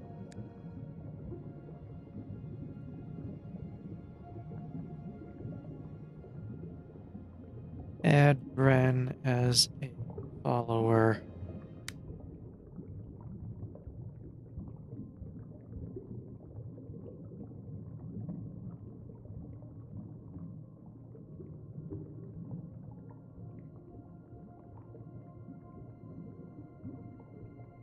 No, he isn't. He's right here. I need you to help me with her, Ren. Can you swim ahead and pull her along? You ask, your voice strained. Ren nods, his eyes wide with a mixture of fear and determination. He reaches out, taking Lost's arm, and begins to Add kick, pulling her weight Lost forward. The water swirls around you, a murky, as a suffocating embrace. follower. You feel a sharp pain in your side, a reminder of your old wound. You ignore it, focusing on the dim light ahead, a beacon of hope in this underwater tomb. With Ren's help, Lost begins to move with more purpose, her body no longer dead weight. You push forward, the end of the passage drawing ever closer. It's two heads. Are we actually underwater?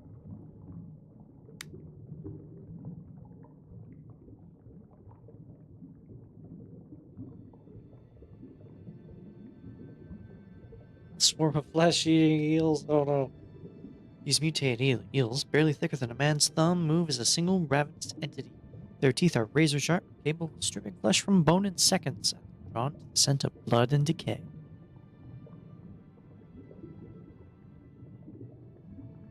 The tunnel begins to widen, and you see the faint outline of an opening.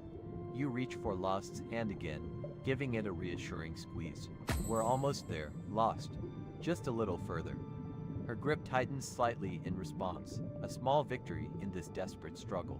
You try to communicate silently, instilling confidence in her through your touch. Maybe, just maybe, she will choose to follow you beyond this submerged hell. You imagine her standing beside you in the wastes, not as a burden, but as an ally.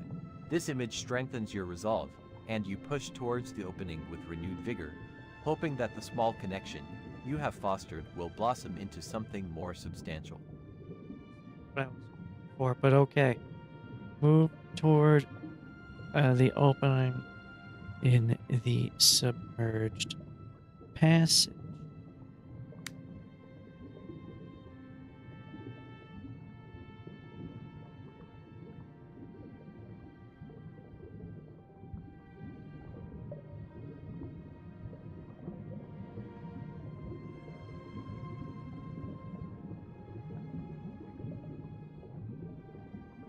The opening looms larger, a rectangle of murky gray in the oppressive darkness. You kick Who got harder, hurt? the water churning around your worn boots, your lungs burning for air. Ren coughs weakly behind you, his grip on Lost unwavering as he shuffles forward. The swarm of flesh-eating eels circles Ren was nervously at the damaged. periphery of your vision, deterred by the narrow confines of the passage, but their presence is a constant, unnerving threat. You reach the opening and feel for a handhold, your fingers brushing against cold, slimy concrete. Hauling yourself upwards, you break the surface, gasping That's for breath air. in the fetid air of what appears to be a partially flooded pump room. Alright, let's go to the pump room.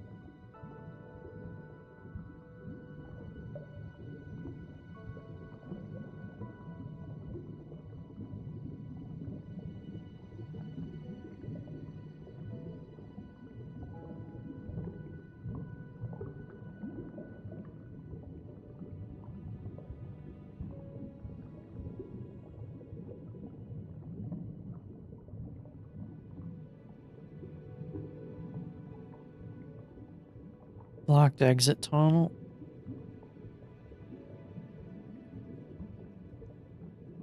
Rest and reset. Rest and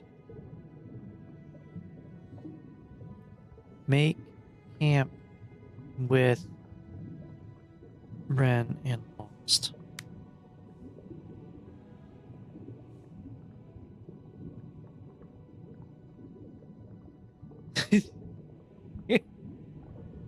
You need a bedroll.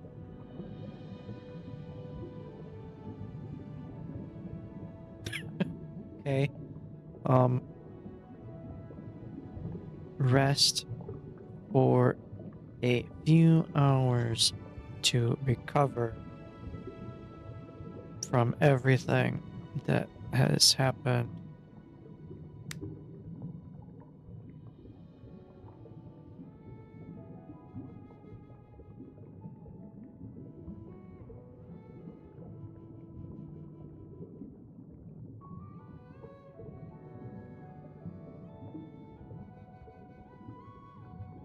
Hopefully it heals me some.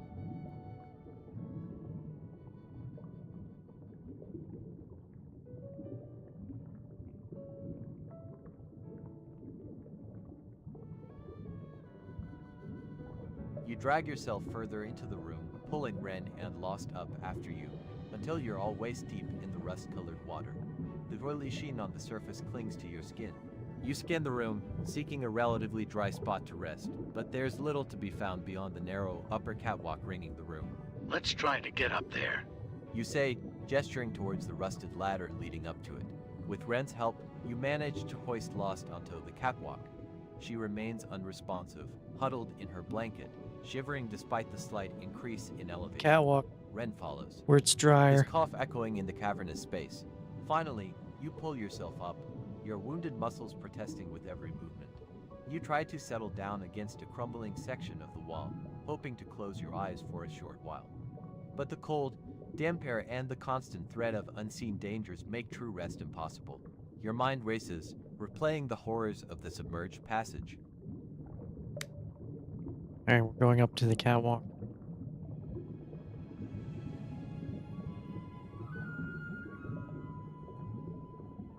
How are we outside?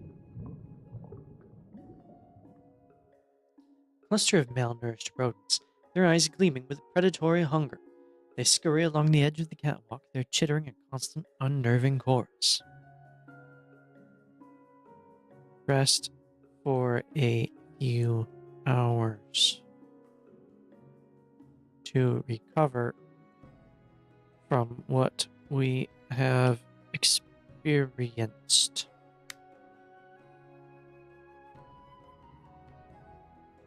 It's gonna have me fall off the catwalk.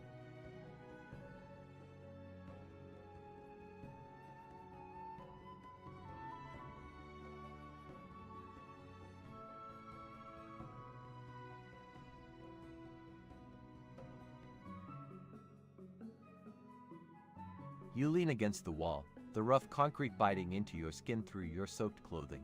The sound of dripping water and Ren's ragged breathing are the only sounds for a moment, before the skittering of the feral rat pack nearby pierces the silence. Closing your eyes feels like an invitation to the lurking horrors, but you fight the urge, focusing on slowing your breath. The damp cold seeps into your bones, making you shiver uncontrollably. Though you don't manage to sleep, the stillness allows you to take stock of your injuries. The throbbing pain in your side now a dull ache. Your strength returns, but only slightly. You're able to move freely now, but feel the need to keep looking about the room.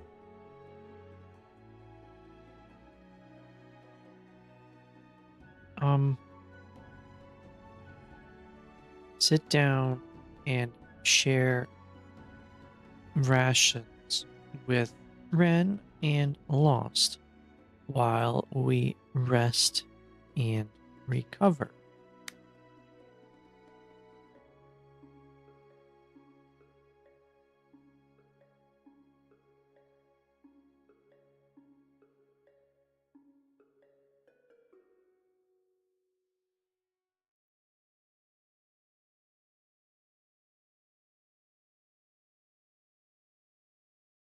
The crinkling of the ration pack tears through the silence, drawing the attention of the rat pack, whose No. chittering intensifies. You offer one to Ren, who eyes it with a desperate hunger before accepting it with a trembling hand.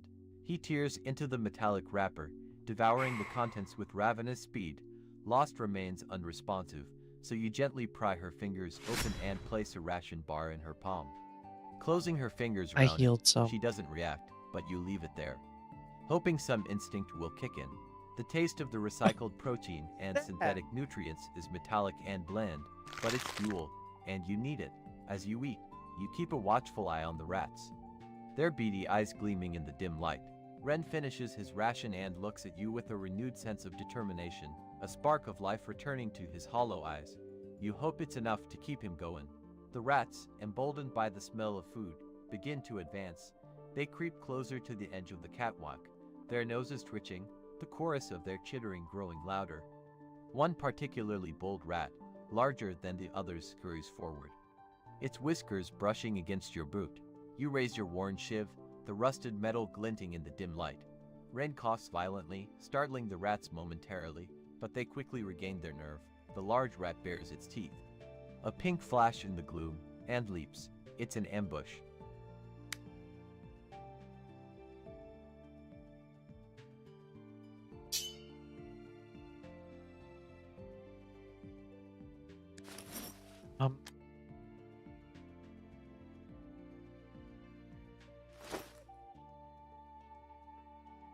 attack the large rat with my shiv.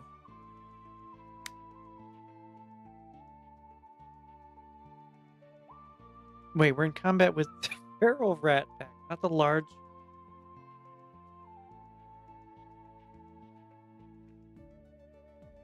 Yep.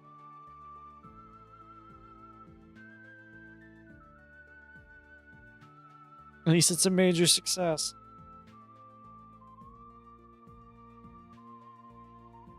The rat twists, trying to bite, but you wrench the shiv free and stab again, this time aiming for the throat. The blade meets resistance, severing something vital, and the rat convulses. Its body going limp. It falls to the catwalk with a heavy thud, its eyes glazed over in death. The other rats scatter back into the shadows, their chittering fading into a nervous murmur. You kick the corpse off the edge, watching it plummet into the murky water below. The splash is followed by a chorus of gurgling sounds as something unseen devours the carcass.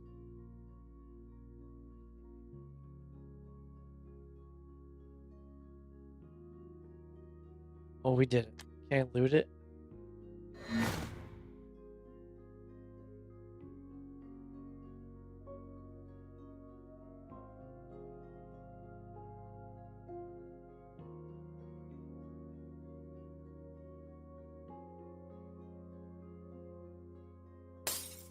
Ren coughs, a wet, rattling sound that echoes in the confined space. He shrinks further into himself, pulling the tattered cloth tighter against his chest. Lost remains motionless, her eyes vacant, staring out into the flooded chamber, seemingly oblivious to the life or death struggle that just unfolded. You kneel beside the dead rat, ignoring the lingering revulsion. You need to salvage whatever you can. The creature is bloated and foul, but in this world, nothing goes to waste. You rummage in your pack, pulling out a tarnished metal shard and begin to skin the animal. The blade is dull, but you manage to peel back the thick hide, revealing a layer of surprisingly dense fat.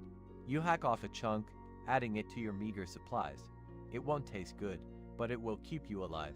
The rat meat has a faint blue glow.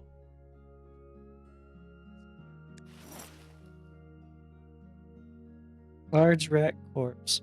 Corpse of grotesque rat, fat, scabrous. Its meat. It's a faint blue glow. Rat meat. Rat meat pulses with a faint ethereal blue light. It's a testament to the strange energies that saturate this blighted land. Its texture is unnervingly smooth beneath your fingers, a chilling reminder of the mutations it has endured. Tattered rat hide. Tattered rat hide is thick and surprisingly supple. Testament to the creature's resilience. It reeks of mildew and decay, but may offer some protection against the elements. No, it's fucking tiny. What's it gonna do? The rat's blue-tinged flesh glistens faintly. Testament, it's just 4 rat pieces. I can put this on. The tarnished metal feels cold and slick in your grasp. Intricate carvings worn smooth by time and the relentless caress of the murky water. You can't shake the feeling that the locket holds a secret. Silent echo of a life tragically consumed by the swamp.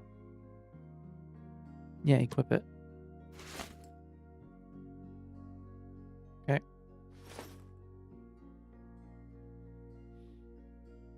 Well, we need to heal. I need to heal specifically. Rest and recover for a few hours. Am I gonna have to do this multiple times to get my health up? Probably.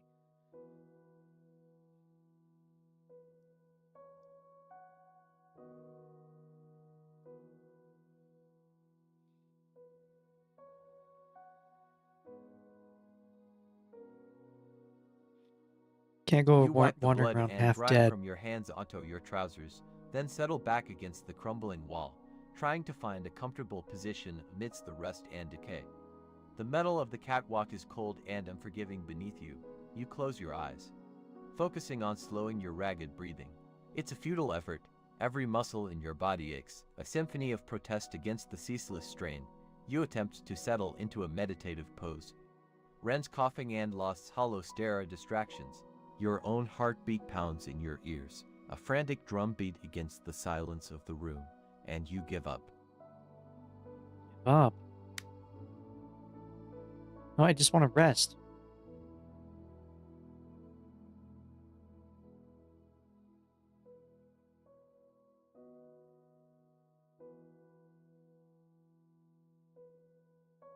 "20 turns remaining." The scent of decay clings to everything, invading your nostrils with each shallow breath. You pull the tarnished metal locket from beneath your shirt. 1 Its cool HP, surface a yes. small comfort against your skin.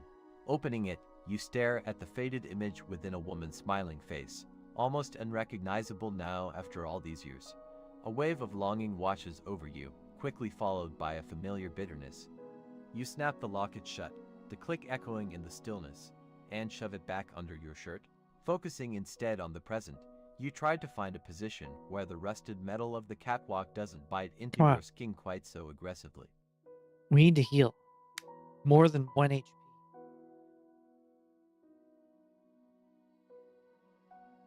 Take a nap for a few hours.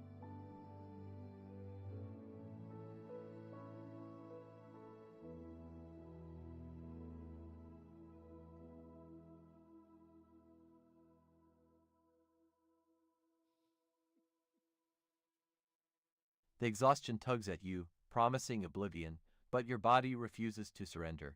You try to find a position on the cold metal where your wounds don't scream in protest. What?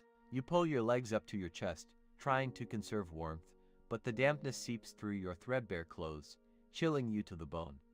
A twitching in your left leg reminds you of a previous injury, and you try to massage the knot. But the pain only intensifies. Sleep remains a distant, impossible dream. Ren's ragged coughs punctuate the silence, and the ever-present skittering of rats in the shadows keeps you on edge.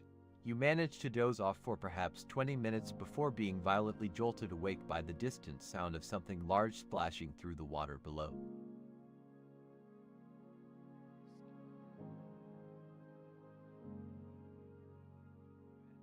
To heal me.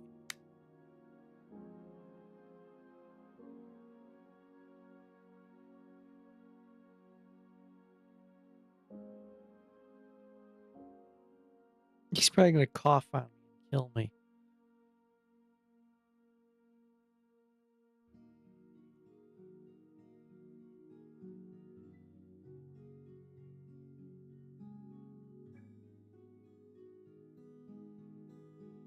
You turn to Ren, who's huddled against the far wall of the catwalk, shivering violently. Ren, You croak, your voice raspy from disuse. can you take a look at my wounds? Maybe you can help. He Not flinches, healing. startled, his eyes wide with a fear that mirrors your own, and pulls the tattered cloth tighter against his chest. After a moment of hesitation, he nods slowly, pushing himself to a sitting position with a groan. He shuffles closer, his movements labored, but when you move to offer him your arm, he winces at the sight of the blood, and you can see he is too weak to do much.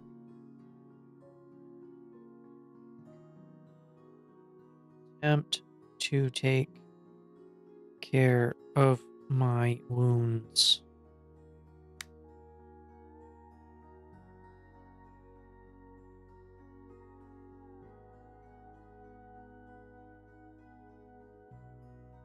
Don't have a bandage.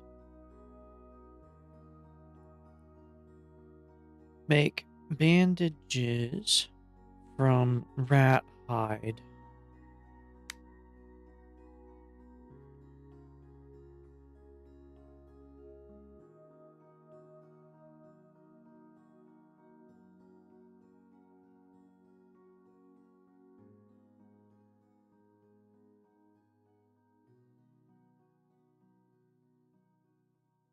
Is this gonna work? You reach into your inventory and pull out the tattered rat hide. It's stiff and rough, and smells faintly of decay, but it's the best you have. Carefully, you tear off strips, wincing as the movement aggravates your wounds. Ren watches with hollow eyes, but doesn't speak. You press the makeshift bandages against the open gashes, the rough material scraping against your raw skin. The pain is sharp and immediate, but you grit your teeth and try to ignore it. You wind the strips tightly, hoping to stem the bleeding and keep out infection.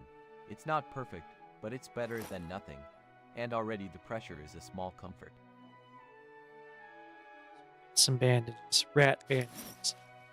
Rough strips of tattered rat hide are pressed tight against your wounds, the coarse material a barrier against further harm. The stench is appalling, but the pressure eases the throbbing egg.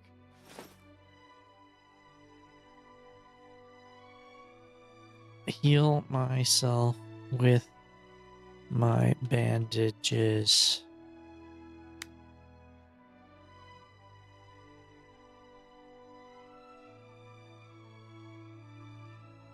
No item required.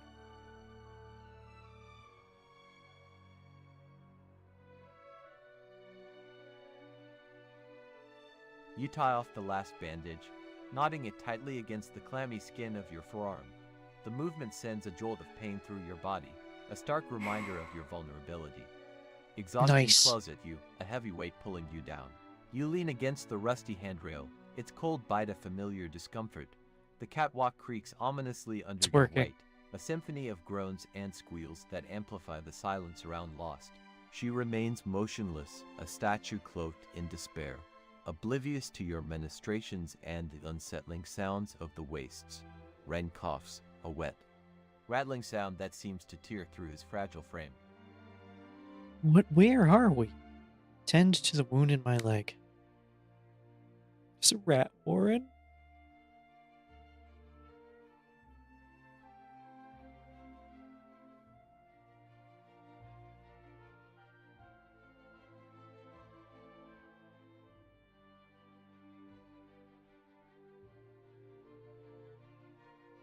You peel away the soiled bandages on your leg, revealing angry red flesh and the glint of bone.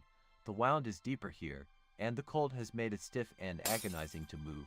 Ignoring the wave of nausea that threatens to overwhelm you, you take a new strip of rat hide, clenching your jaw against the pain as you press it against the gash. You take another strip and wrap it tightly around the wound, trying to compress the torn flesh. A low groan escapes your lips despite your efforts, the sound echoing in the oppressive silence of the pump room. Ren flinches, his eyes widening slightly, but Lost remains lost in her own world. You feel a surge of frustration, a desperate desire to shake her from her stupor, but you know it's pointless.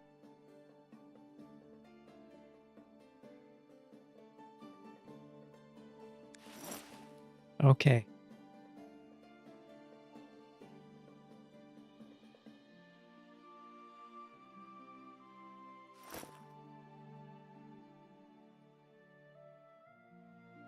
See where the catwalk goes. We need to find a way outside.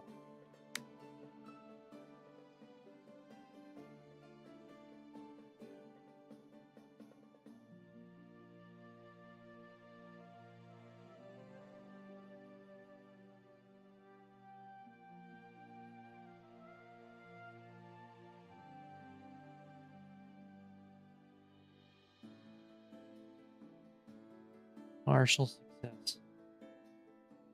Pushing yourself to your feet, you grip the rusty handrail of the catwalk for support. The metal bites into your already raw hands, but you ignore the sting, focusing on keeping your balance. The catwalk sways precariously with your weight, and you can feel the rusted bolts groan beneath your feet. You take a tentative step, then another, testing the stability of the structure. It holds, barely. Ren watches you with worried eyes, while Lost remains impassive. You shuffle forward, the handrail rattling in protest with each movement. As you reach the end of the visible section, you see the catwalk continues, but a large section has collapsed, leaving a gaping chasm between you and the other side.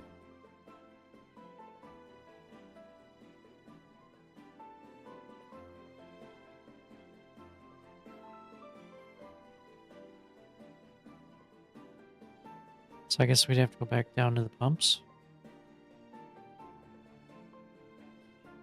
Well, search the tattered remains.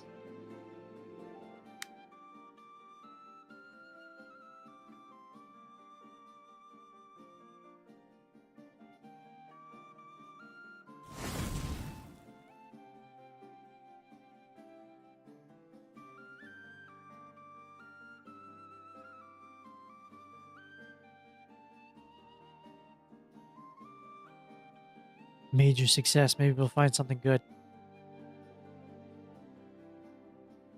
You add the tattered remains near the collapsed section of the catwalk. Maybe something of use was left behind. You shuffle towards them, careful not to put too much weight on any one spot. The rusty handrail is slick with moisture, and you wipe your palm on your trousers before gripping it again. Reaching the edge, you crouch down, ignoring the stab of pain in your leg. The tattered remains consist of shredded cloth and fragments of bone, but a glint of something metallic catches your eye. You sift through the debris, pulling aside scraps of rotting fabric until you unearth a small, tarnished metal box. It's locked, but the latch looks flimsy. You pull out your worn shiv and wedge the tip into the seam, working it back and forth until the metal gives way with a soft click.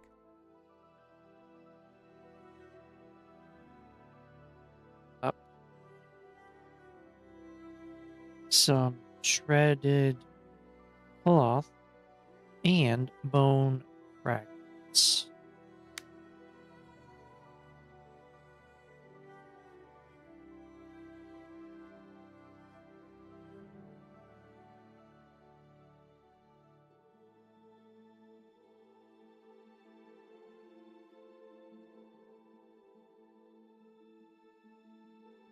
Inside, nestled amongst more shredded cloth, is a small, intricately carved bone whistle. On a whistle? You carefully lift it out, Why are people examining getting the delicate injured? carvings that depict grotesque, vaguely humanoid figures. The whistle feels strangely warm to the touch. You set it aside, then turn your attention back to the remaining contents of the box. Nothing else of immediate value is visible, so you decide to pick up some of the shredded cloth and bone fragments, hoping to find something hidden beneath. As your fingers brush against the decaying fabric, a faint, almost imperceptible vibration runs through the catwalk. Ren coughs violently, clutching his chest, while Lost remains motionless, her gaze fixed on the flooded chamber below.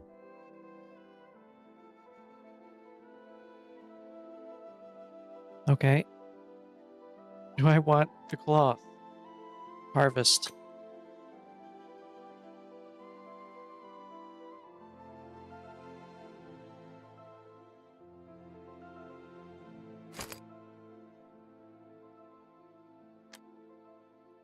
And bone fragments.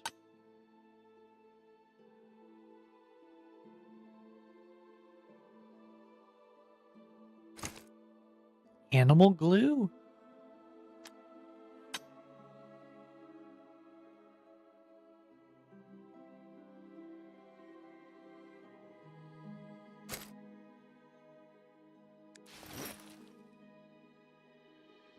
What is that? Animal glue. Okay. That's a whistle? It's wieldable. Whistle is cool to the touch. The minute carvings on its surface hinting at unspeakable acts. As you turn the bone between your fingers, a low hum emanates from deep within the flooded chamber. Okay. Can we open?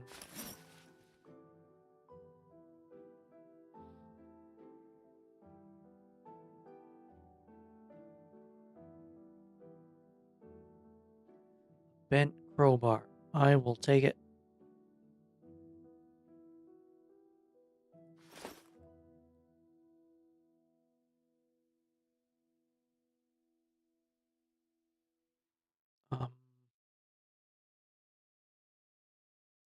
What else was I gonna do?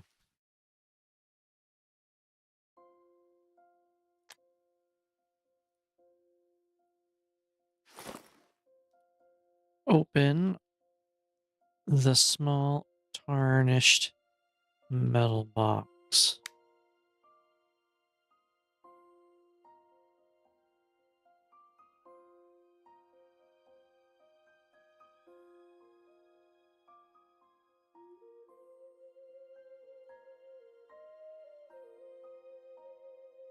Oh, it's already open.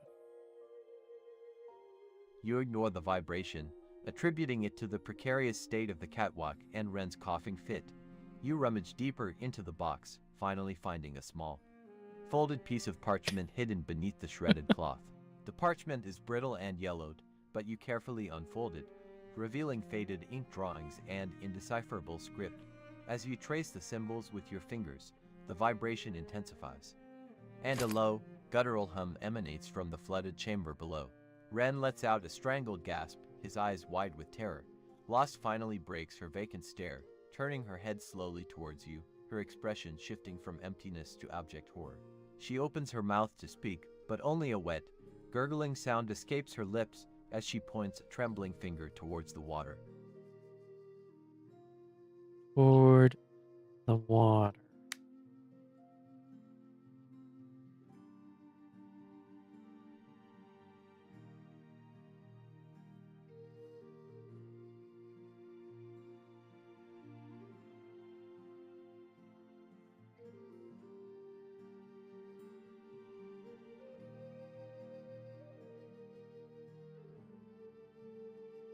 You follow her gaze, peering into the murky depths.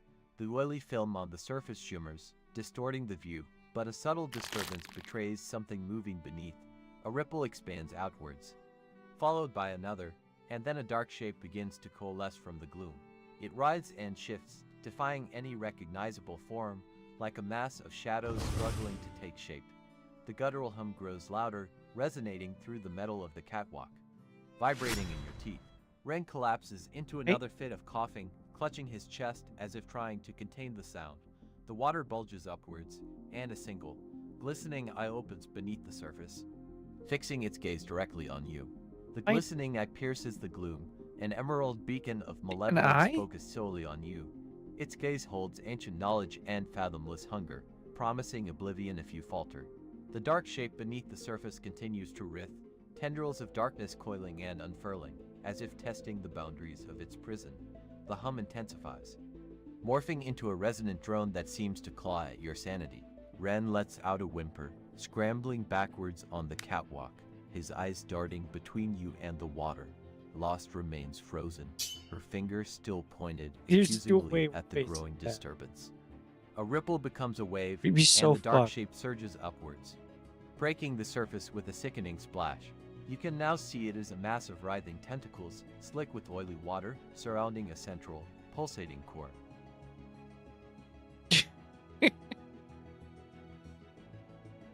Overwhelmingly stronger than you. The deep dweller rises, a profane god of the abyss made flesh. Its form a roiling mass of tentacles around a pulsing heart. Its emerald eye burns into your soul, promising a swift descent into madness and the cold embrace of the deep. So, are we fighting? What are we fighting? Deep dweller.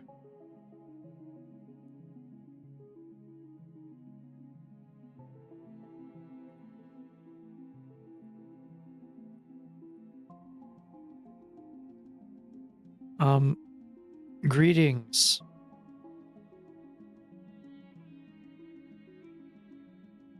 What shall I call you? Why do we have lungs? Ren's condition is part of the fight?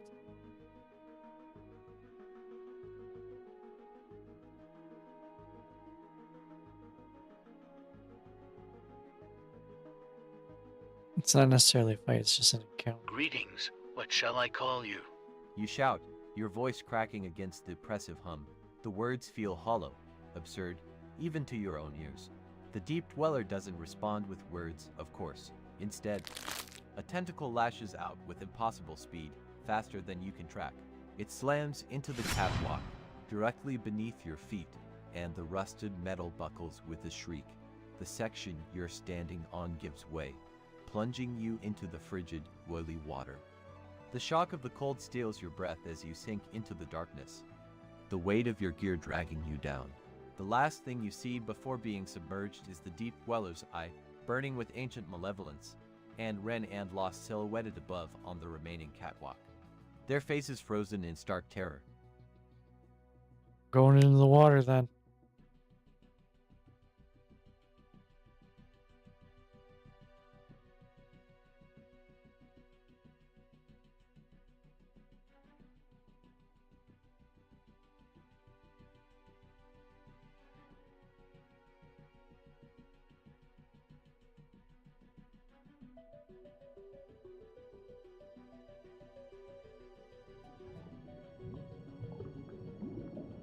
Oh, Renan lost her here as well.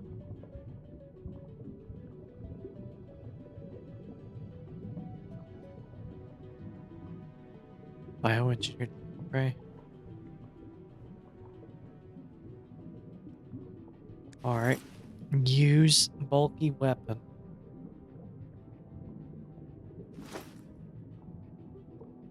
Attack deep dweller with the bulky weapon.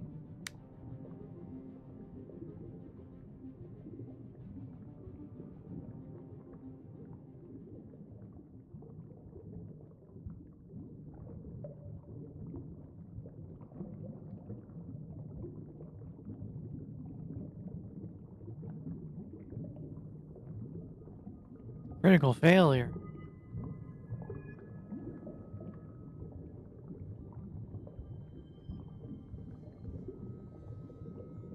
The water is thick, almost solid, and the stench of decay assaults your senses. You fumble for the Kogan, the weapon's familiar weight a small comfort in this abysmal realm. Aiming towards the deep dweller's pulsing core, you squeeze the trigger. The Kogan hums, then unleashes a burst of energy, a pulse of contained power meant to disrupt the entity's connection to reality. But the beam, weakened and distorted by the water, barely penetrates the mass of tentacles. Instead of striking the core, it Dying glances here. harmlessly off one of the thicker appendages, causing the deep dweller to flinch. Its emerald eye narrows, focusing entirely on you. And the humming intensifies into a deafening roar. A wave of pressure slams into you, crushing your chest, and you realize the Kogan has only served to enrage the beast. The enraged roar vibrates through your very bones, and the water around you seems to boil. One of the tentacles, thicker than any tree you've ever seen, lashes out. You try to dodge, but the crushing pressure slows your movements, turning you into a fly struggling in tar. The tentacle slams into you, not with a direct hit, but a glancing blow that sends you spinning through the inky water. Your vision blurs, and a sharp pain shoots through your ribs. You feel a crack, or maybe two. The deep dweller shifts, its massive tentacles undulating as it prepares another attack. The emerald eye burns into you, a promise of agonizing death. You try to bring the shiv up, a pathetic gesture of defiance against a god, but your arms feel heavy, unresponsive. God. Not yet.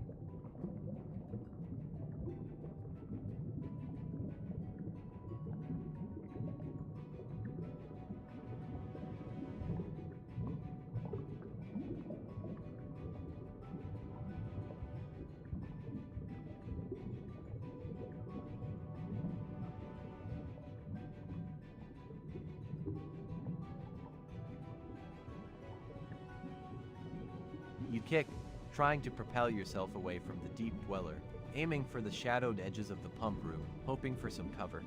Your injured ribs scream in protest, and the viscous water resists your every movement.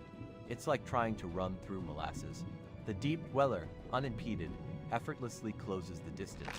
Another tentacle, faster than the first, snakes out and wraps around your leg, the grip tightening like a vice.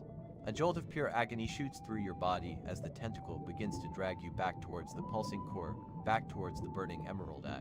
There is no escape. Panic claws at your throat. You claw uselessly at the slick tentacle binding your leg, the worn shiv useless against its alien flesh. The deep dweller pulls you closer, the water vibrating with its power, the taste of ozone and decay intensifying.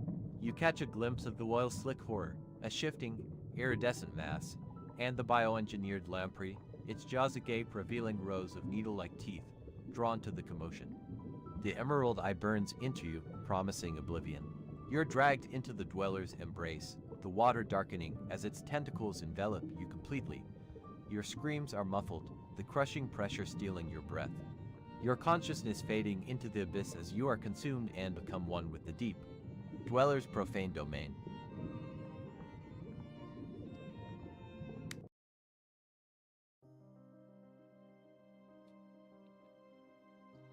Damn it.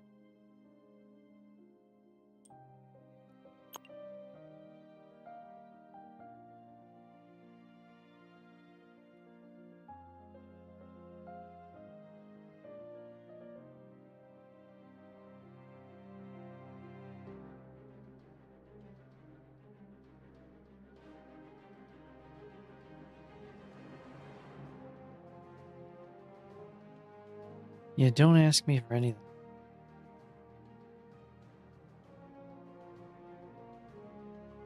Man, so much for that.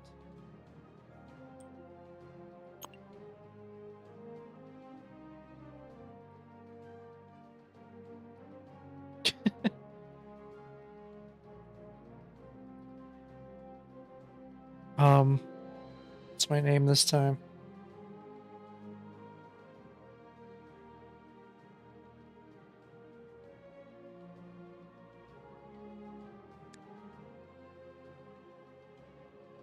Yeah, a bunch of things. Echo. And briefly phase out of reality, becoming invulnerable to harm. Slowly fades from existence with each use of their scapegoat. Mystic Technician. Resistance Fighter. Skilled in guerrilla warfare and sabotage tactics. Inspires hope in others, bolstering morale in dire situations. Lacks the raw power to directly confront the enemy's most powerful servants. Go with a resistance fighter.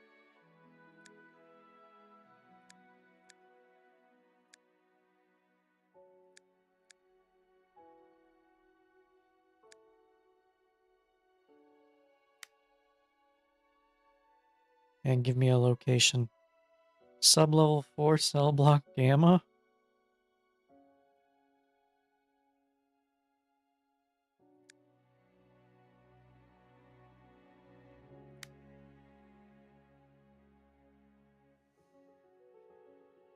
Gloomstone Penitentiary. What, a jail again?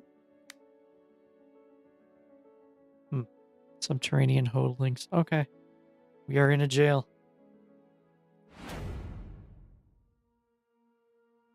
My name is Dead Meat.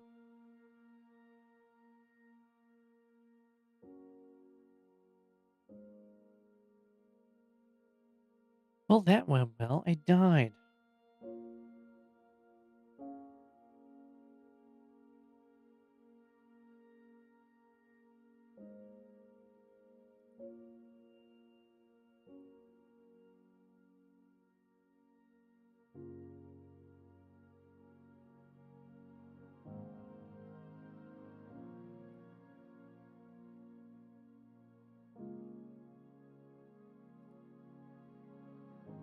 Customize each playthrough, including whether to enable plausibility checks via scenario settings.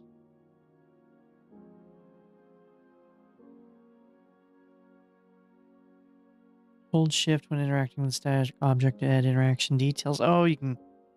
Okay.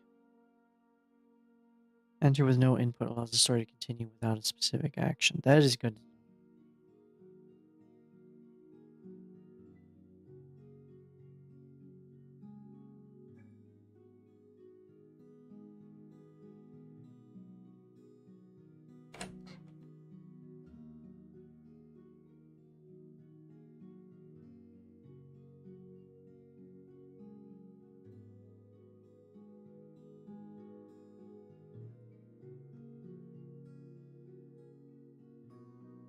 The dripping never stops. Each drop of water echoes in the cold, stone cell, a metronome counting down to some unknown doom. You sit on the damp floor, back against the wall, trying to ignore the gnawing hunger in your stomach. A distant scream pierces the silence. Abruptly cut short. The guards are Why am I in again. a prison cell? You close your eyes, focusing on the rhythmic drip, drip, drip, trying to block out the horrors of this place. A shadow falls across the bars of your cell, and you open your eyes to see a gaunt figure in a tattered brown robe. Are you ready to leave this place? The figure rasps, a glint of something unreadable in his eyes. Yes, I am ready.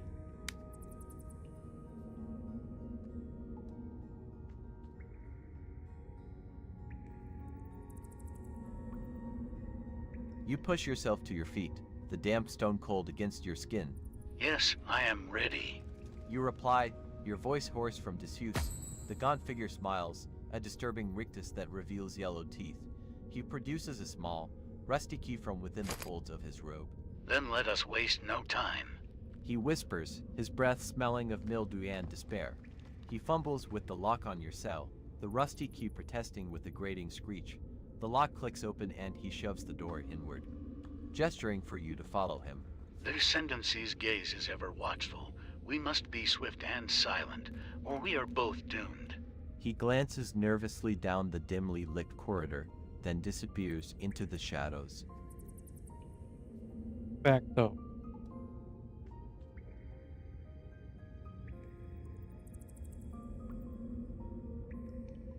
I want to pick up the bed if I can. Click to move denied. Why go back? Escape waits. What? I want to go back.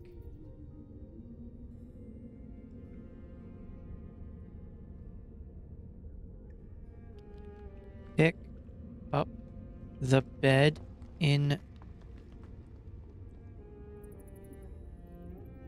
subterranean holding cell 7.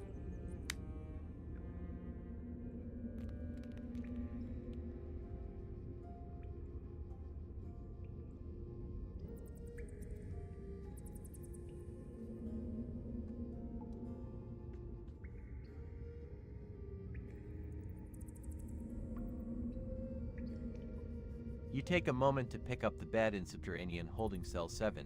It's a crude slab of stone, surprisingly heavy, that you can barely lift with your two hands. Dust and grime coat its surface, clinging to your skin like a second layer. Underneath the bed, you find nothing but more damp stone and a scattering of bone fragments, likely remnants of previous occupants less fortunate than yourself. The chill of the stone seeps into your bones as you replace the bed with a resounding thud, the sound echoing ominously in the confined space. Hurry now. There's no time for scavenging. The gaunt figure hisses from the corridor, his voice laced with impatience. Every moment wasted is a moment closer to discovery. Move. He tugs at your arm, pulling you towards the dimly lit corridor, the flickering torchlight casting dancing shadows on the rough-hewn walls.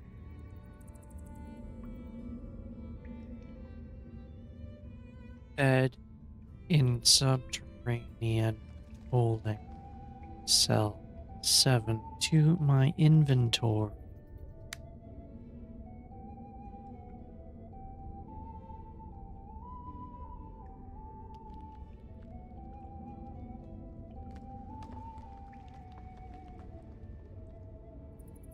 You're gonna let me do it?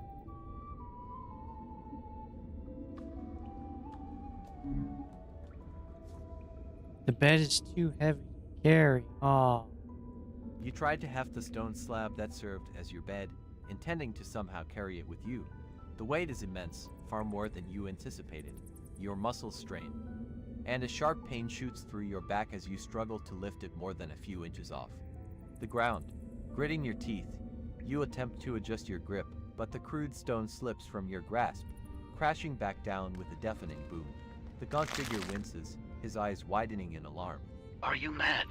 He whispers harshly, his voice barely audible above the ringing in your ears. That racket will bring the Ascended down on us. He grabs your arm That's again, what you care pulling you about. more forcefully this time. Take the flickering torch.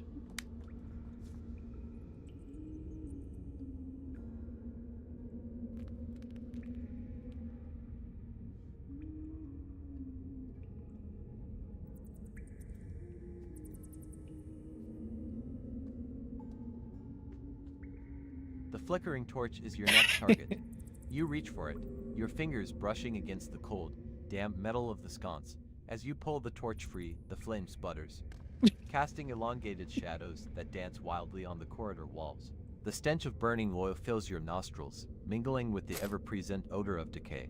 What do you think you're doing? The gaunt figure whispers, his voice laced with anxiety. That light will Flickering make us torch. an easy target. He glances nervously down the corridor, towards the massive, ornately carved door at the far end. Put it back. We need to stay hidden and seen. That's the only way we'll make it out of here alive. Rally Survivors has a car.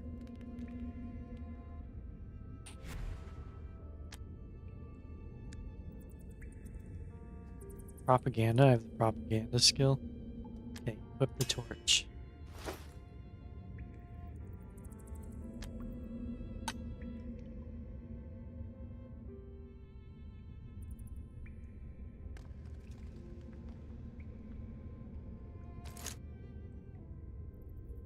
tattered rags.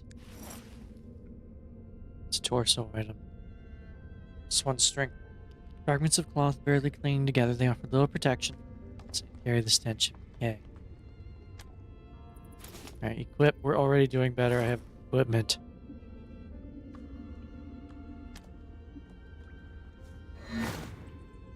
Gonna interact with the iron shackle.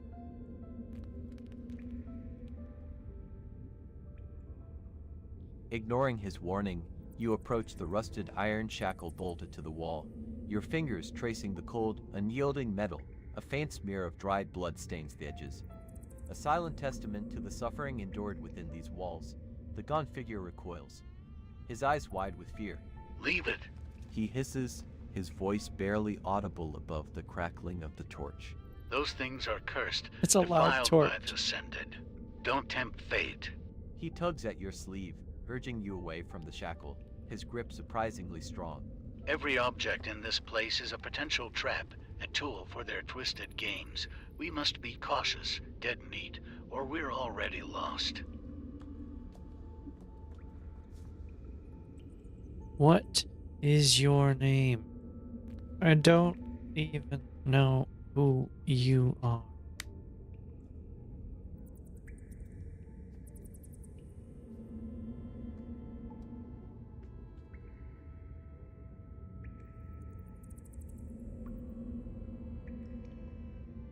You ignore his frantic warnings, the weight of the torch grounding you as you turn to face the gaunt figure. What is your name? You ask, your voice echoing slightly in the narrow corridor. I don't even know who you are. He flinches at your directness, his eyes darting nervously between you and the shadows that cling to the edges of the torchlight. He hesitates, as if weighing the cost of revealing such a simple truth. They call me Matthias. He finally whispers, his voice barely above a breath. Brother Matthias, though that means little here, just Matthias. He shivers, pulling his tattered robe tighter around him. And now you know. Does it make you trust me more or less? It doesn't change anything. You say, turning your attention back to the corridor. We need to move. You begin to walk deeper into the tunnel, and Matthias scurries to catch up, his bare feet slapping softly against the damp stone. He casts nervous glances at the ascended hound and shambling thrall, who stand motionless in the shadows, seemingly uninterested in your presence for now. This way. Matthias whispers, gesturing towards the branching tunnel. There are passages beneath this prison, maintenance tunnels, forgotten by the Ascendancy. We can use them to escape. As you move through the tunnel, Matthias continues, his voice hushed and urgent. I overheard some guards talking about a prisoner named Jax. Apparently, he knows of a hidden exit, a way out of this forsaken place, but he needs help. And he won't share the information without it. He pauses, his eyes searching yours. If we can find Jax and help him, he might lead us to freedom. He's right.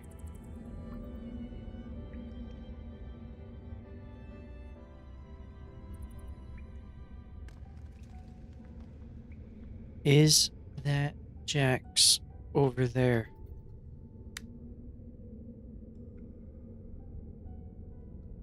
It's a tunnel lurker.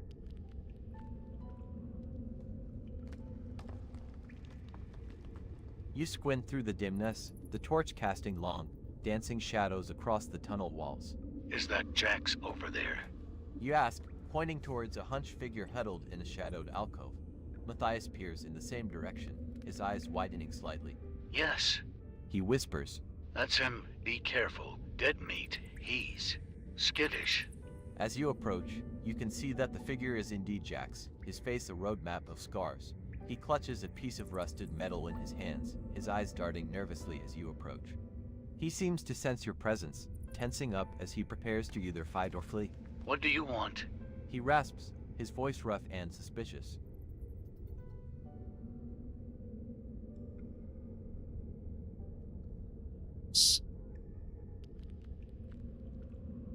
Says says you can help us.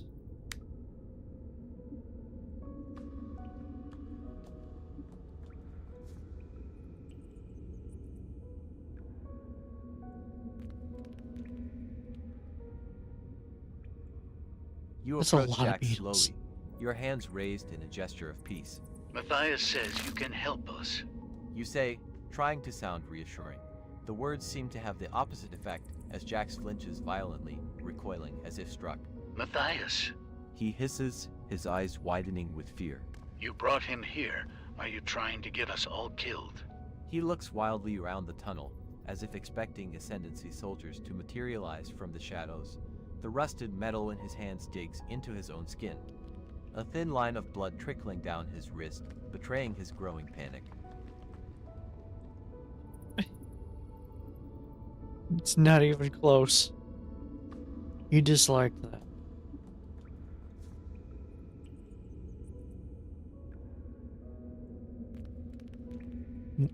What?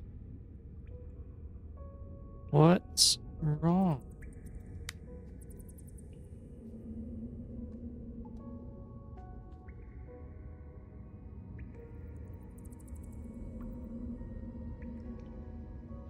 What's wrong? You ask, your brow furrowed in concern. Jax's breathing becomes ragged, and his gaze flits between you, Matthias, and the tunnel entrance. He's one of them. He stammers, his voice barely above a whisper. One of the Silent Valley. They serve the Ascendancy. Matthias recoils as if struck, his eyes widening in disbelief. That's not true. Matthias exclaims. Jax doesn't seem to hear him, his paranoia spiraling out of control. Don't trust him. Jax hisses, his gaze fixed on Matthias. He'll betray you.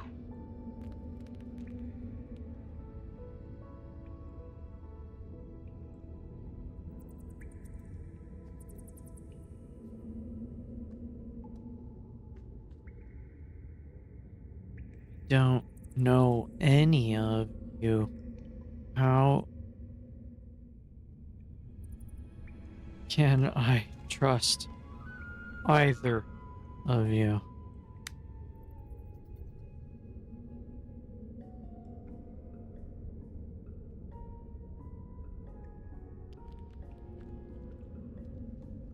You step between them, holding up your hands in a gesture of peace. I don't know any of you. You say, your voice firm. How can I trust either of you? Jax's eyes narrow, suspicion still etched on his scarred face. Trust is earned. He says, his voice regaining some of its strength. But I'll tell you this, I've seen what the Ascendancy does. I've lost everything to them. He gestures towards the tunnel. I know a way out of this hellhole, but I need something first. Matthias remains silent, his face pale and drawn, seemingly lost in thought. Jax leans closer, his voice dropping to a conspiratorial whisper. There's a piece of tech I need. He says, his eyes gleaming with a desperate intensity. It's in the old Xenobiological Research Collective Laboratory. Place is crawling with things best left undisturbed, but I need what's inside. He pauses, then says, Bring me that tech, and I'll lead you to freedom. Fair enough. You consider his proposition, weighing the risks against the potential reward. The Xenobiological Research Collective. You've heard whispers of that place, tales of twisted experiments and unspeakable horrors. Jax is asking you to venture into a nightmare, all for already the going promise to- of escape. Come with us. We will find it together.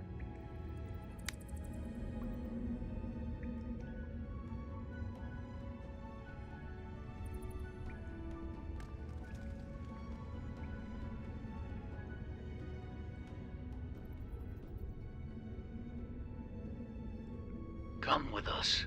You say to Jax, trying to keep your voice steady. We will find it together. Jax recoils as if you've struck him, his eyes darting nervously between you and Matthias. Together? Are you insane? He hisses, his scarred face contorting in a mask of panic. I'm not going anywhere with him. He spits, gesturing towards Matthias with a trembling hand. The gaunt figure shrinks back, muttering something about the will of the Ascended. Jax glares at Matthias for a moment before looking at you. He then spits. All right, fine. You and I will go. He can stay here.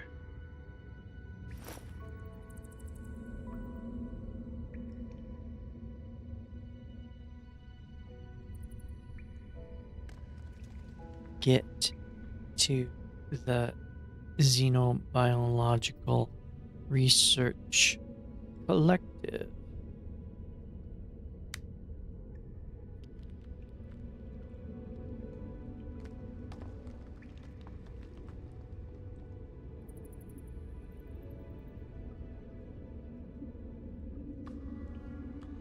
You turn to Jax, your gaze unwavering. How do we get to the Xenobiological Research Collective? Jax seems slightly mollified by your choice to side with him, but his paranoia is still simmering beneath the surface. Not far. He says, gesturing towards the narrow, unlit passage that veers off from the main corridor. Through there, keep your wits about you, though that tunnel, it ain't natural. He glances back at Matthias, who is now huddled against the wall, seemingly lost in his own world of fear and religious fervor. You notice that the groaning wretch is twitching erratically, murmuring almost inaudible prayers.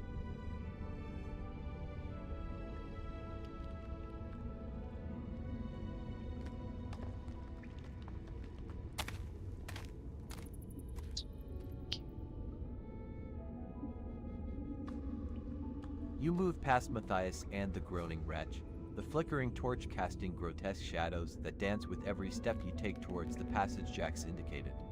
The air immediately grows colder, and a faint, metallic tang fills your nostrils, hinting at the horrors that lie ahead.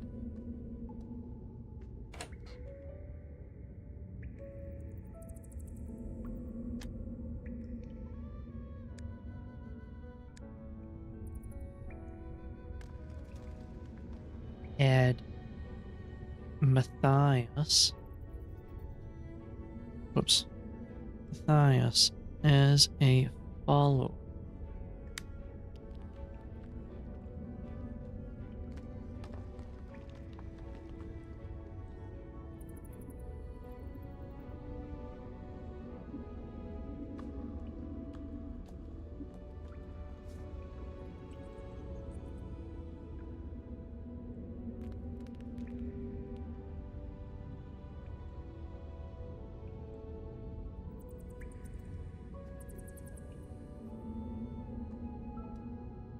Wait, You say, turning back to Matthias. come with us. Strength in numbers, right? There we go. Matthias looks up, his eyes widening with a mixture of hope and terror. He hesitates, glancing nervously towards the depths of the branching tunnel. I don't know. He stammers, his voice barely a whisper. Jack scoffs, spitting on the floor. He'll just slow us down. Besides, who knows what he's really up to? Despite Jax's protests, you hold out your hand to Matthias. It's your choice, but I'd rather have you with us. Matthias looks from your outstretched hand to Jax's scornful face, then back to you. After a moment of agonizing indecision, he grabs your hand, his grip surprisingly strong. Alright, gesture toward the shambling thrall and ask everyone what it is.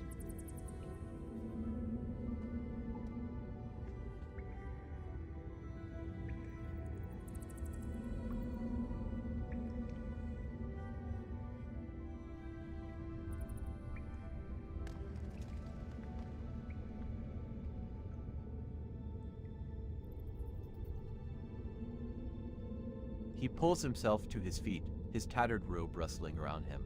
Thank you. He murmurs, avoiding Jax's gaze. You gesture towards the shambling thrall, its vacant eyes fixed on some unseen horror, and ask. What exactly is that thing?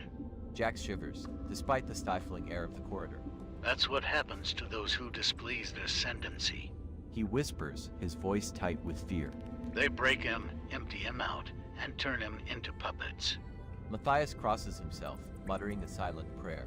The thrall remains motionless, a grotesque monument to the Ascendancy's cruelty, its existence a chilling testament to their power. You shudder, the weight of their oppression settling heavier on your shoulders.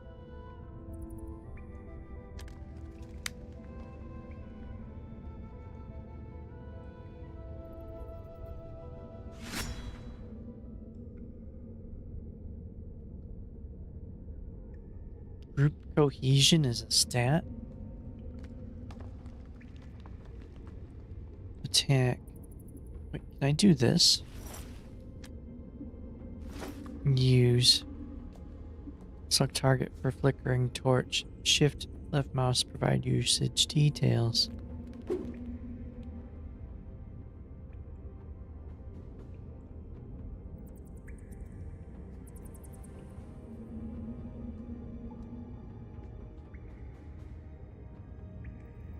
You step forward, raising the flickering torch.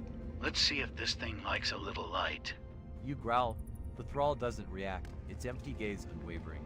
You thrust the torch towards its face, the sudden heat causing the thrall to flinch back slightly, a low moan escaping its lips. A wisp of smoke curls from its rotting flesh, and a flicker of something pain crosses its vacant eyes. Jax lets out a nervous chuckle. Looks like they don't like fire much. Good to know. Matthias continues to mutter prayers, his eyes fixed on the grotesque figure. The thrall's reaction is minimal, but it's enough to give you an idea fire might be the key to dealing with these things. You take a step back, brandishing the torch like a makeshift weapon. The thrall lunges, its decaying hands outstretched, reeking of death and antiseptic. Jax shoves you aside, drawing a wicked-looking shiv. Get behind me, you fool. I'll handle this. He darts forward, a blur of motion, and slashes at the thrall's legs. The shiv finds its mark, tearing through rotten flesh, but the thrall barely seems to notice. It swipes back, catching Jax across the arm, drawing a thin line of blood. Matthias continues to pray, louder now, his voice rising in a fevered pitch. Deliver us from evil. Protect us from the unholy. The thrall ignores him, its focus solely on Jax. It stumbles forward, its arms reaching out to grab him. You realize Jax might be stronger, but the thrall is relentless, and seemingly immune to pain. This could become a problem very fast. Let's hit him with the torch again.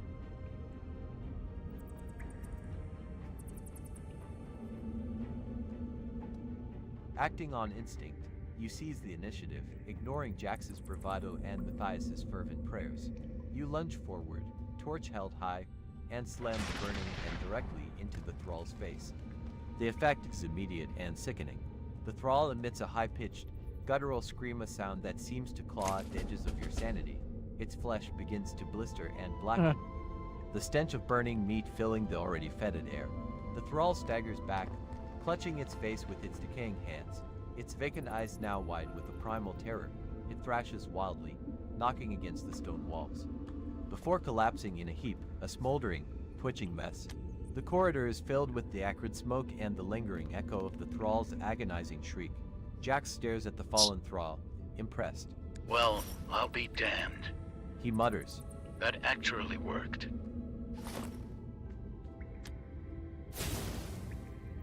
See if we get anything.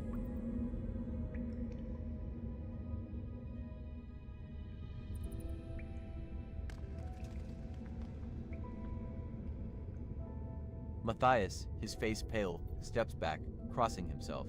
By the Silent One, protect us. He whispers, his voice trembling. You, however, driven by a morbid curiosity and a need to confirm the creature is truly dead, cautiously approach the smoldering remains. You nudge the thrall's leg with your boot. The limb is charred and brittle, offering no resistance. A strange, viscous fluid seeps from the burned flesh, pooling on the stone floor. Jax spits on the ground, a mixture of disgust and relief on his scarred face. Don't get any closer, dead meat. He warns. Whatever ascendancy filth is in that thing ain't worth getting on your boots. He gestures further down the corridor. Let's just get out of here and move on. See what I can get from it. That's a corpse. Vial of putrid residue. A small glass vial containing a viscous black fluid stoppered with cork. The stench alone is enough to make one's stomach turn.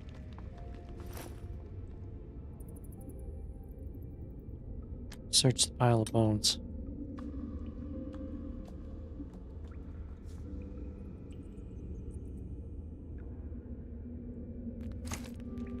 Got more rags.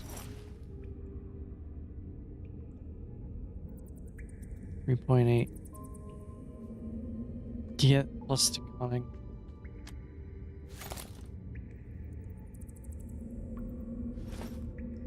Okay. Small out alcove in the wall. Let's see what's over here.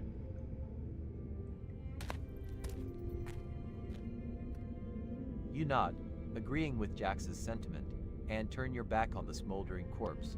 The collapsed niche, a small alcove in the wall, is partially obscured by rubble from a cave-in.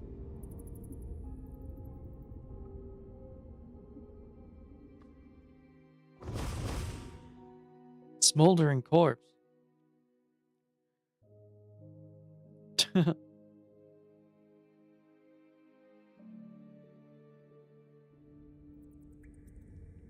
a lot of stuff to look through.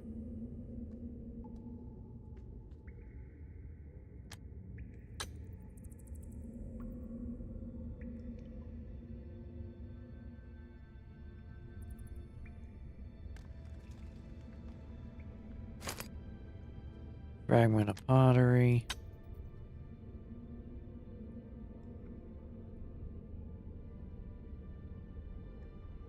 Bone scraps.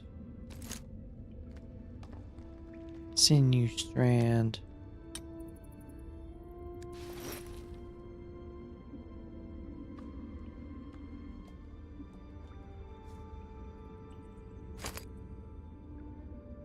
Light feather. And search the rubble.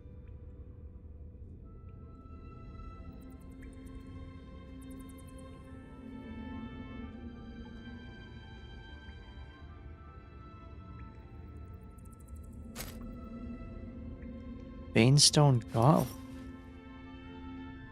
A single incomplete glove formed from rock interwoven with shimmering mineral veins. Though broken, radiates a palpable aura of protection, promising resilience against the harshest elements. Oh, nice. Alright, yay, wait. Attack mitigation. Plus charisma, plus survival, grants stone fist.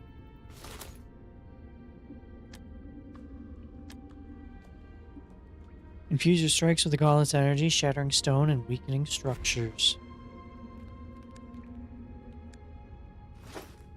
Oh, how it makes me a better survivor in the wilderness. Interact with the corpse.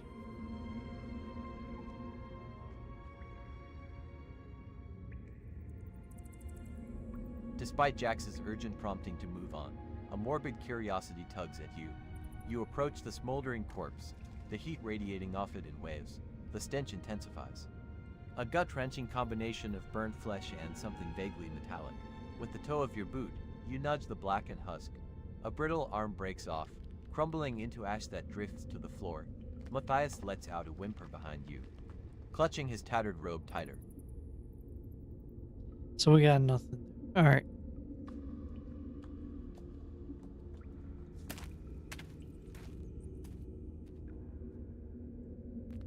Let's go. Let's go. Jax hisses, tugging at your sleeve. Ignoring him, you pocket a fragment of the ash for later study, and move toward the corridor, your torch casting dancing shadows on the rough-hewn stone. I took the ash too?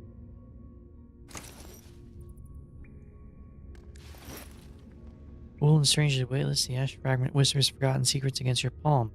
It seems to pulse with a faint inner light, a silent echo of the inferno that birthed it.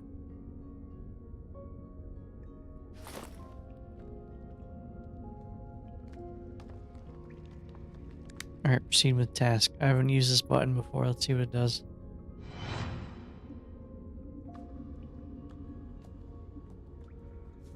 Proceed down the branching tunnel to the laboratory. It's just here? Okay.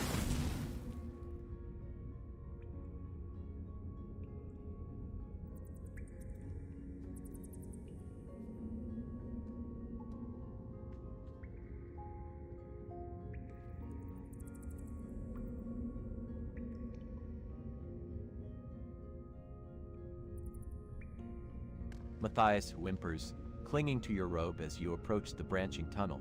Please, no. He begs, his voice barely a whisper. That place is not safe. You ignore his pleas, stepping into the unlit passage, Jax reluctantly trailing behind, muttering about foolishness. The air immediately grows colder, a damp chill clinging to your skin. The rhythmic dripping intensifies, echoing unnervingly in the confined space, and your torch casts only a small pool of light, barely penetrating the oppressive darkness as you push deeper. The stench of decay intensifies, mingling with a metallic tang that makes your stomach churn. You pause, uncertain if this is the right way, but something compels you to continue.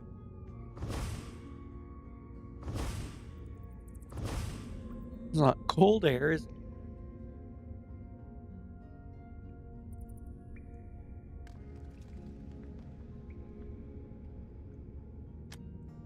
I'm gonna interact with cold air.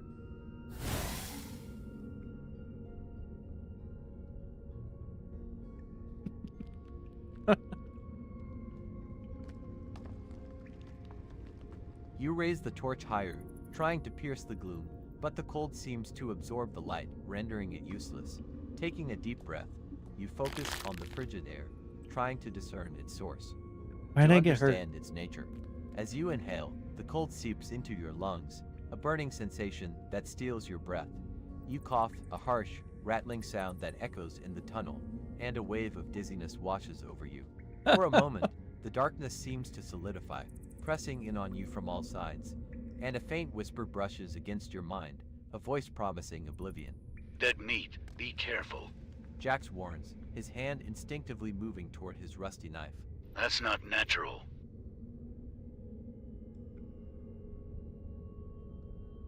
That's what cold air looks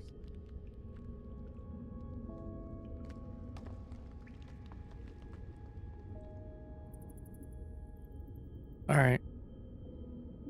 Should I fight? I should fight stuff. Let's go fight the carrion beetle swarm.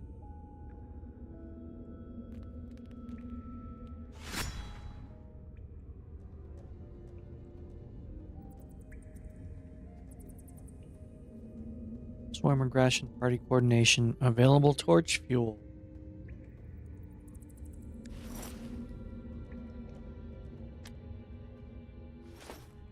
Use my gauntlet on the carrion beetles.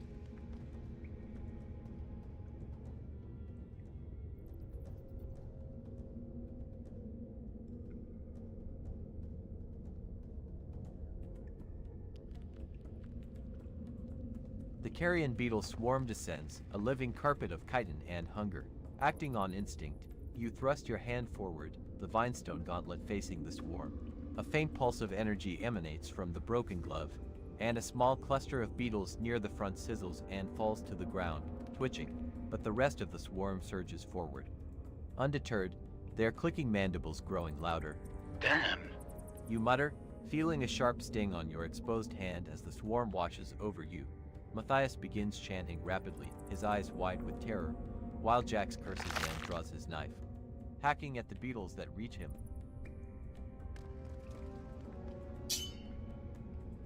And now there's carrion.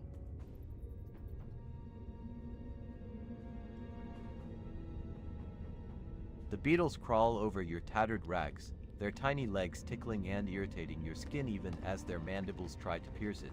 You flail your arms, trying to brush them off. But more keep coming, drawn by the scent of your flesh. The flickering torch doesn't seem to deter them at all. Rather, some of them seem to be attracted by the warmth it gives off, crawling closer to it instead of away. You can hear Jax grunting as he slashes at the swarm, his knife a blur of rusty steel. But his attacks seem mostly ineffectual. He manages to kill a few, but they're quickly replaced by others. Matthias's chanting grows louder, more frantic, and you feel a faint tingling sensation in the air around him. He seems to be creating some sort of ward, but it's too weak to stop the swarm completely. A wave of beetles washes over your face, and you instinctively close your eyes, gagging as you feel them crawling on your lips. Get them off me.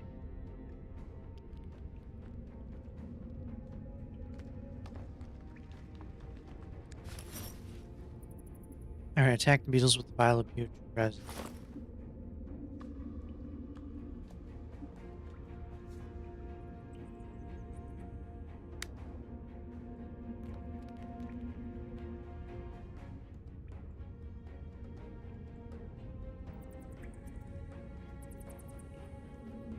You lack it, but I have it.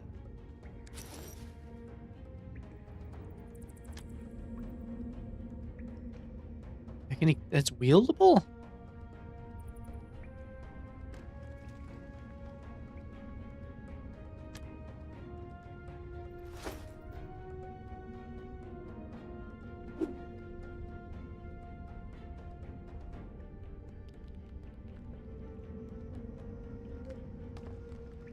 If only I had some actual equipment.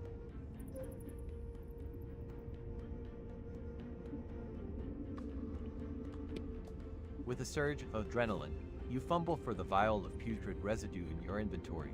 The stopper comes loose with a revolting plop as you pull it free, the stench of decay intensifying tenfold. You fling the contents of the vial at the oncoming swarm, the viscous fluid splattering against the mass of chitinous bodies. The beetles closest to the impact recoil momentarily. Their clicking mandibles pausing as if in confusion, but the reprieve is only fleeting. Some of the beetles writhe and twitch, clearly affected by the noxious substance, but the swarm is so dense that most of the residue is absorbed by their bodies, barely slowing their advance. The air grows even more acrid, the stench of rot mingling with the metallic tang of blood as Jax continues his futile swipes, his face contorted in a grimace. The beetles surge forward again, undeterred by the putrid residue. You stumble backward, trying to create some distance between yourself and the swarm. Matthias continues his frantic chanting, his voice cracking with fear. By the Silent Valley, protect us. I'm gonna die to He beetle. cries, but his pleas seem lost in the clicking cacophony of the swarm. Jax curses again, spitting on the ground. Damn these little bastards. There's too many. He swings his knife in a wide arc, managing to cleave through a cluster of beetles, but more quickly fill the gap. You feel a sharp sting on your neck as one of the beetles manages to pierce your skin. You swat at it instinctively, crushing it between your fingers, but the damage is already done. A burning sensation spreads through your neck, and you can feel the beetles trying to burrow deeper. The flickering torch sputters, casting dancing shadows on the tunnel walls, creating an illusion of movement and making the swarm seem even larger than it is. Burn the beetles with the torch.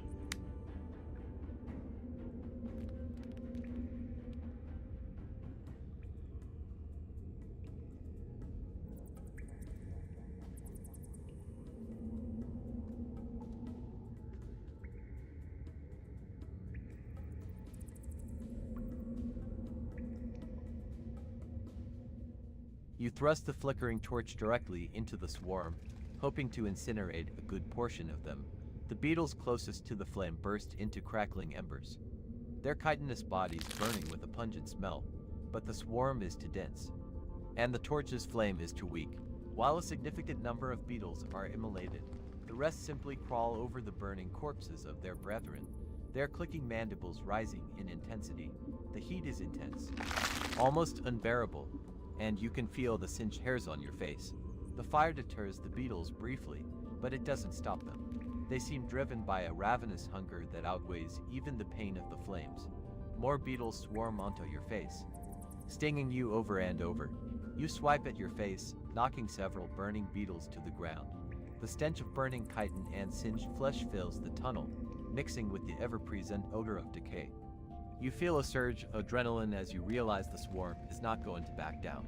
The vinestone gauntlet on your left hand glows faintly, offering a small measure of protection against the relentless assault. But you can feel the beetles crawling between the gauntlet and your skin, their bites still, managing to find their mark. Dead meat. Get behind me. Jax yells, his voice strained with effort. He continues to hack at the swarm with his rusty knife, creating a temporary barrier between you and the beetles. Matthias is still chanting, his eyes squeezed shut, his body trembling. Great Spirit of the Valley, grant us strength. He wails, but his prayers seem to have little effect. The carrion beetles continue to swarm, driven by a primal hunger that seems to defy all reason. You see a small opening in the swarm, a brief respite from the relentless assault.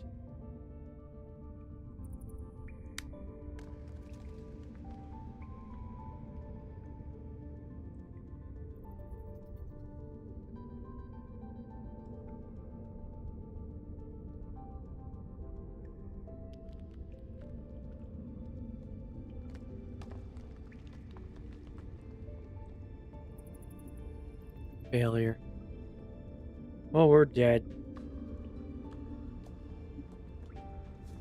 You thrust your gauntlet forward, aiming to crush a cluster of beetles against the tunnel wall.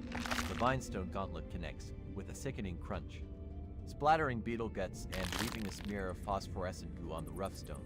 A small section of the swarm is momentarily flattened, but the remaining beetles surge forward, seemingly emboldened by the death of their brethren. The air vibrates with the clicking of their mandibles, a horrifying symphony of hunger and aggression.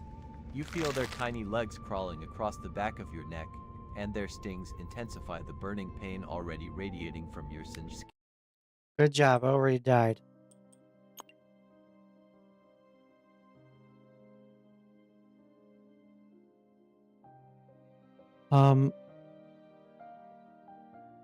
Priest. No. Pineapple Man.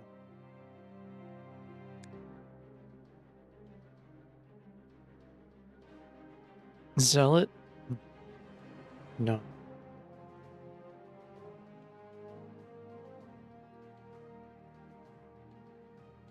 Okay, Mystic.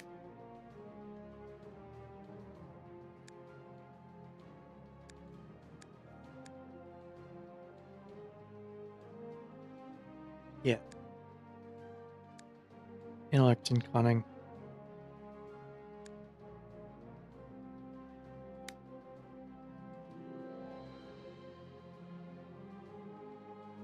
Subterranean team.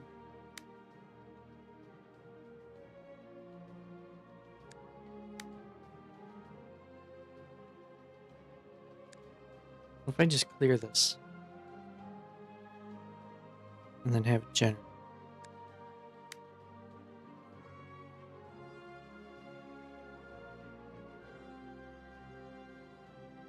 Okay.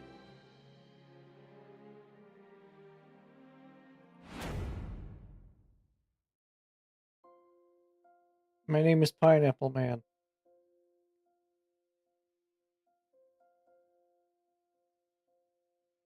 This is not going well. All I've done is die. We've gotten 2 people killed.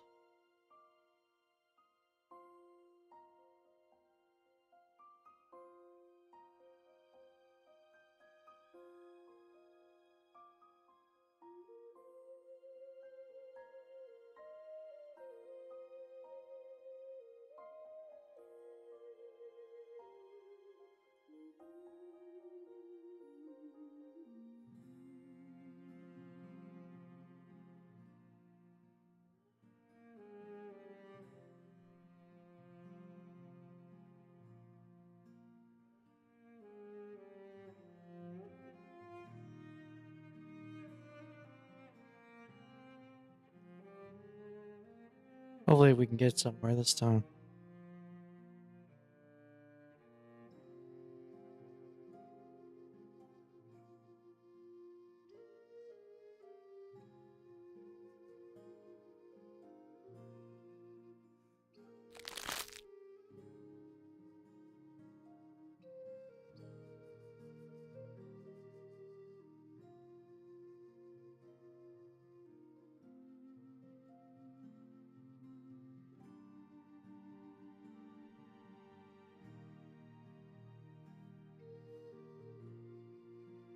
The clang of metal against metal echoes down the corridor, a sound so commonplace it barely registers anymore.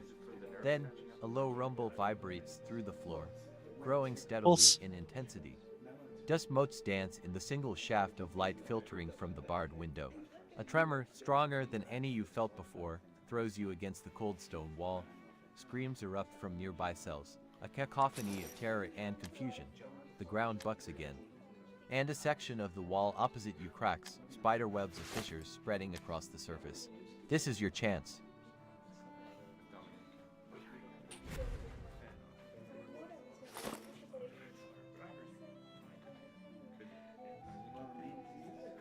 It's my chance. Why am I already injured?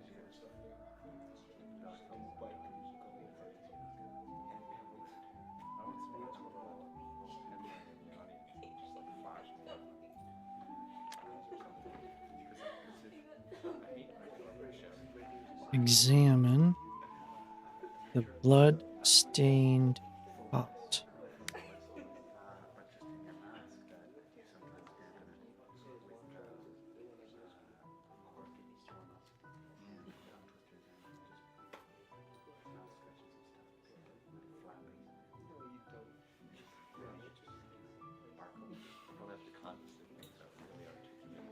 You push yourself off the wall, your muscles protesting the sudden movement. The cot, a monument to misery, sits bolted to the floor nearby. You approach it cautiously, the tremors continuing to shake the cell. A thick, coppery smell rises from the stained mattress as you reach down, your fingers brushing against the coarse fabric. The material is stiff with dried blood, a morbid tapestry of suffering woven into its fibers. Disgust crawls up your throat, but you force yourself to examine it closer. Underneath the crust of blood, you notice a faint indentation in the mattress, as if something had been hidden there for a long time.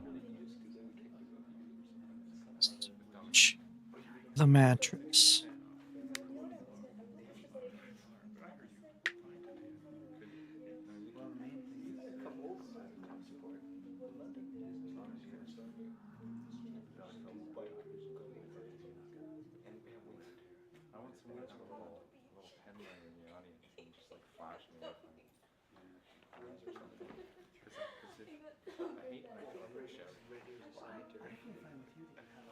Ignoring the bile rising in your throat, you tear at the mattress with renewed vigor, ripping open the seams. Straw and more dried blood spill out, coating your hands in a gritty film.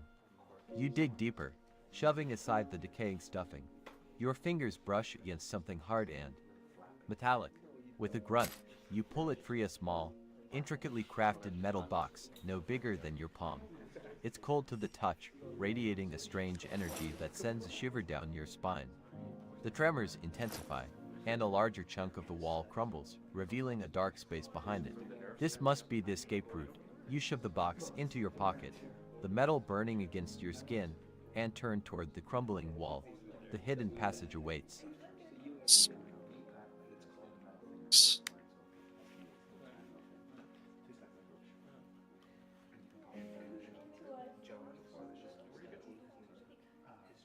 Why is there a control panel in here?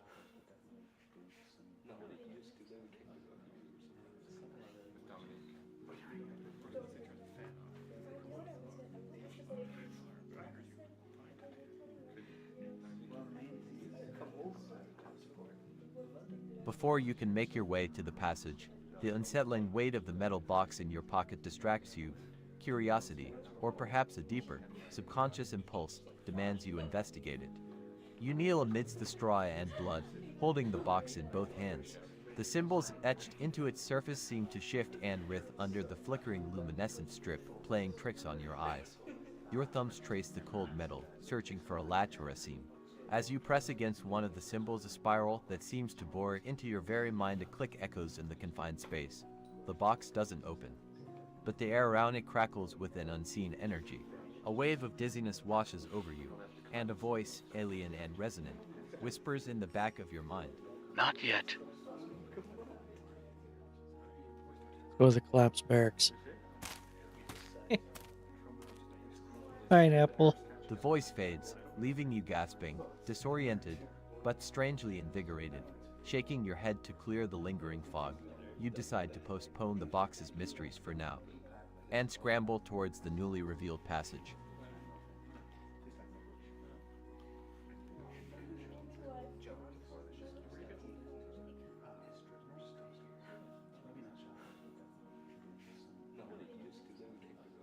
There's two different hidden passages.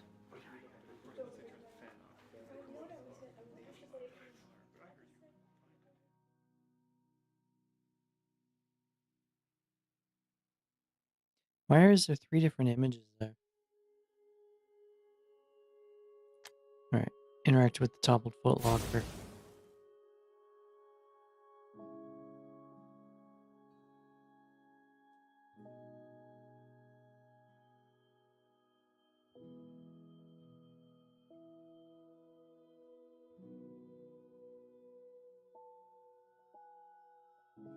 Dust billows around your feet as you step over a mangled bunk, the metal frame groaning in protest. Your eyes scan the collapsed barracks, taking in the scavenging youth and the whispering derelict. But they're too preoccupied to notice your movements.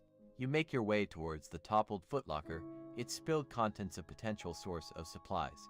Kneeling beside it, you sift through the rusted tools, a broken wrench, a bent screwdriver, and a pair of pliers that might still be useful. Beneath the tools lies a jumble of tattered clothing, offering little protection. As you dig deeper, your fingers brush against something stiff and papery. You pull it out, a collection of faded documents, their ink blurred by moisture and time. So I searched that ruined bunk. Search the ruined bunk.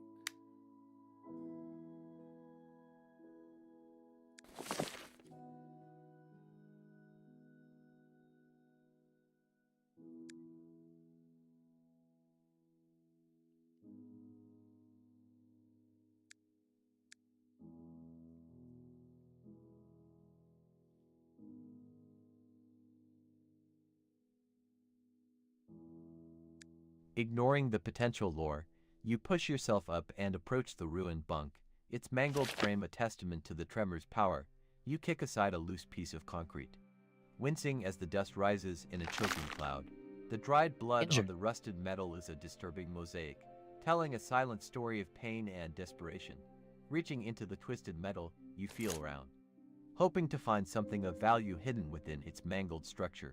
Your fingers graze against something hard and metallic lodged deep within the frame. With a grunt, you pull, and a small, dented mess kit emerges, its lid jammed shut. You set it down to inspect it closer later. Some eggs in there.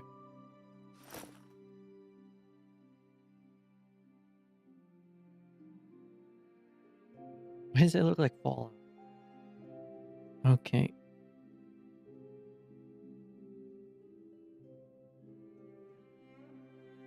They're all stronger than me. I have no equipment.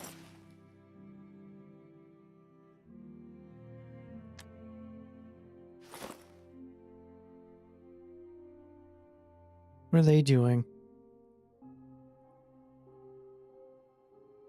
Come with me. Let's get out of here.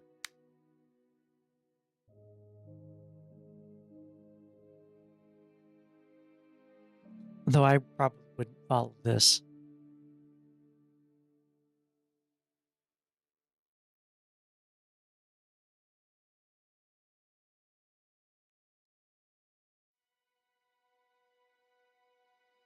You approach the whispering derelict, his gaunt frame hunched over, murmuring to the tattered doll in his arms.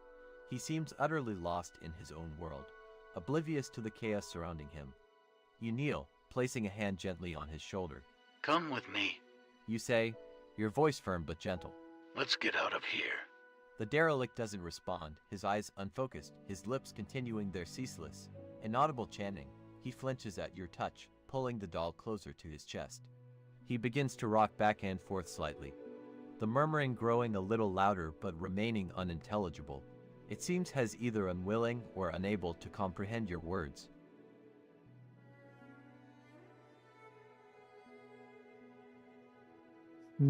Let's get out of here. Yell that at the scavenging youth.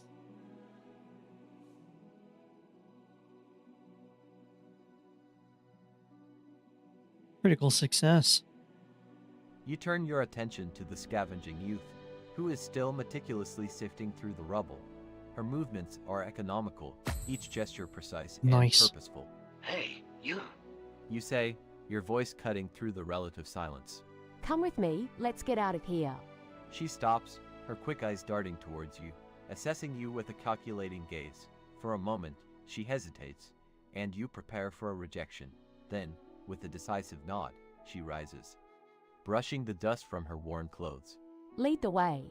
She says, her voice surprisingly steady. I'm tired of picking through scraps in this hellhole.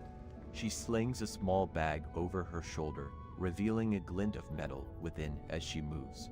I found a way out. You explain, gesturing towards the wall of your former cell. A hidden passage. Think it leads to some maintenance tunnels. You lead her to the cracked wall, your fingers tracing the outline of the loose stone you discovered earlier. With a grunt, you dislodge it, revealing the dark, narrow opening. A musty odor wafts out, carrying the faint scent of mildew and something metallic. Down there. You say, pointing into the darkness. That's our ticket, hopefully. We can find something useful down there, some supplies to help us get out of this place for good.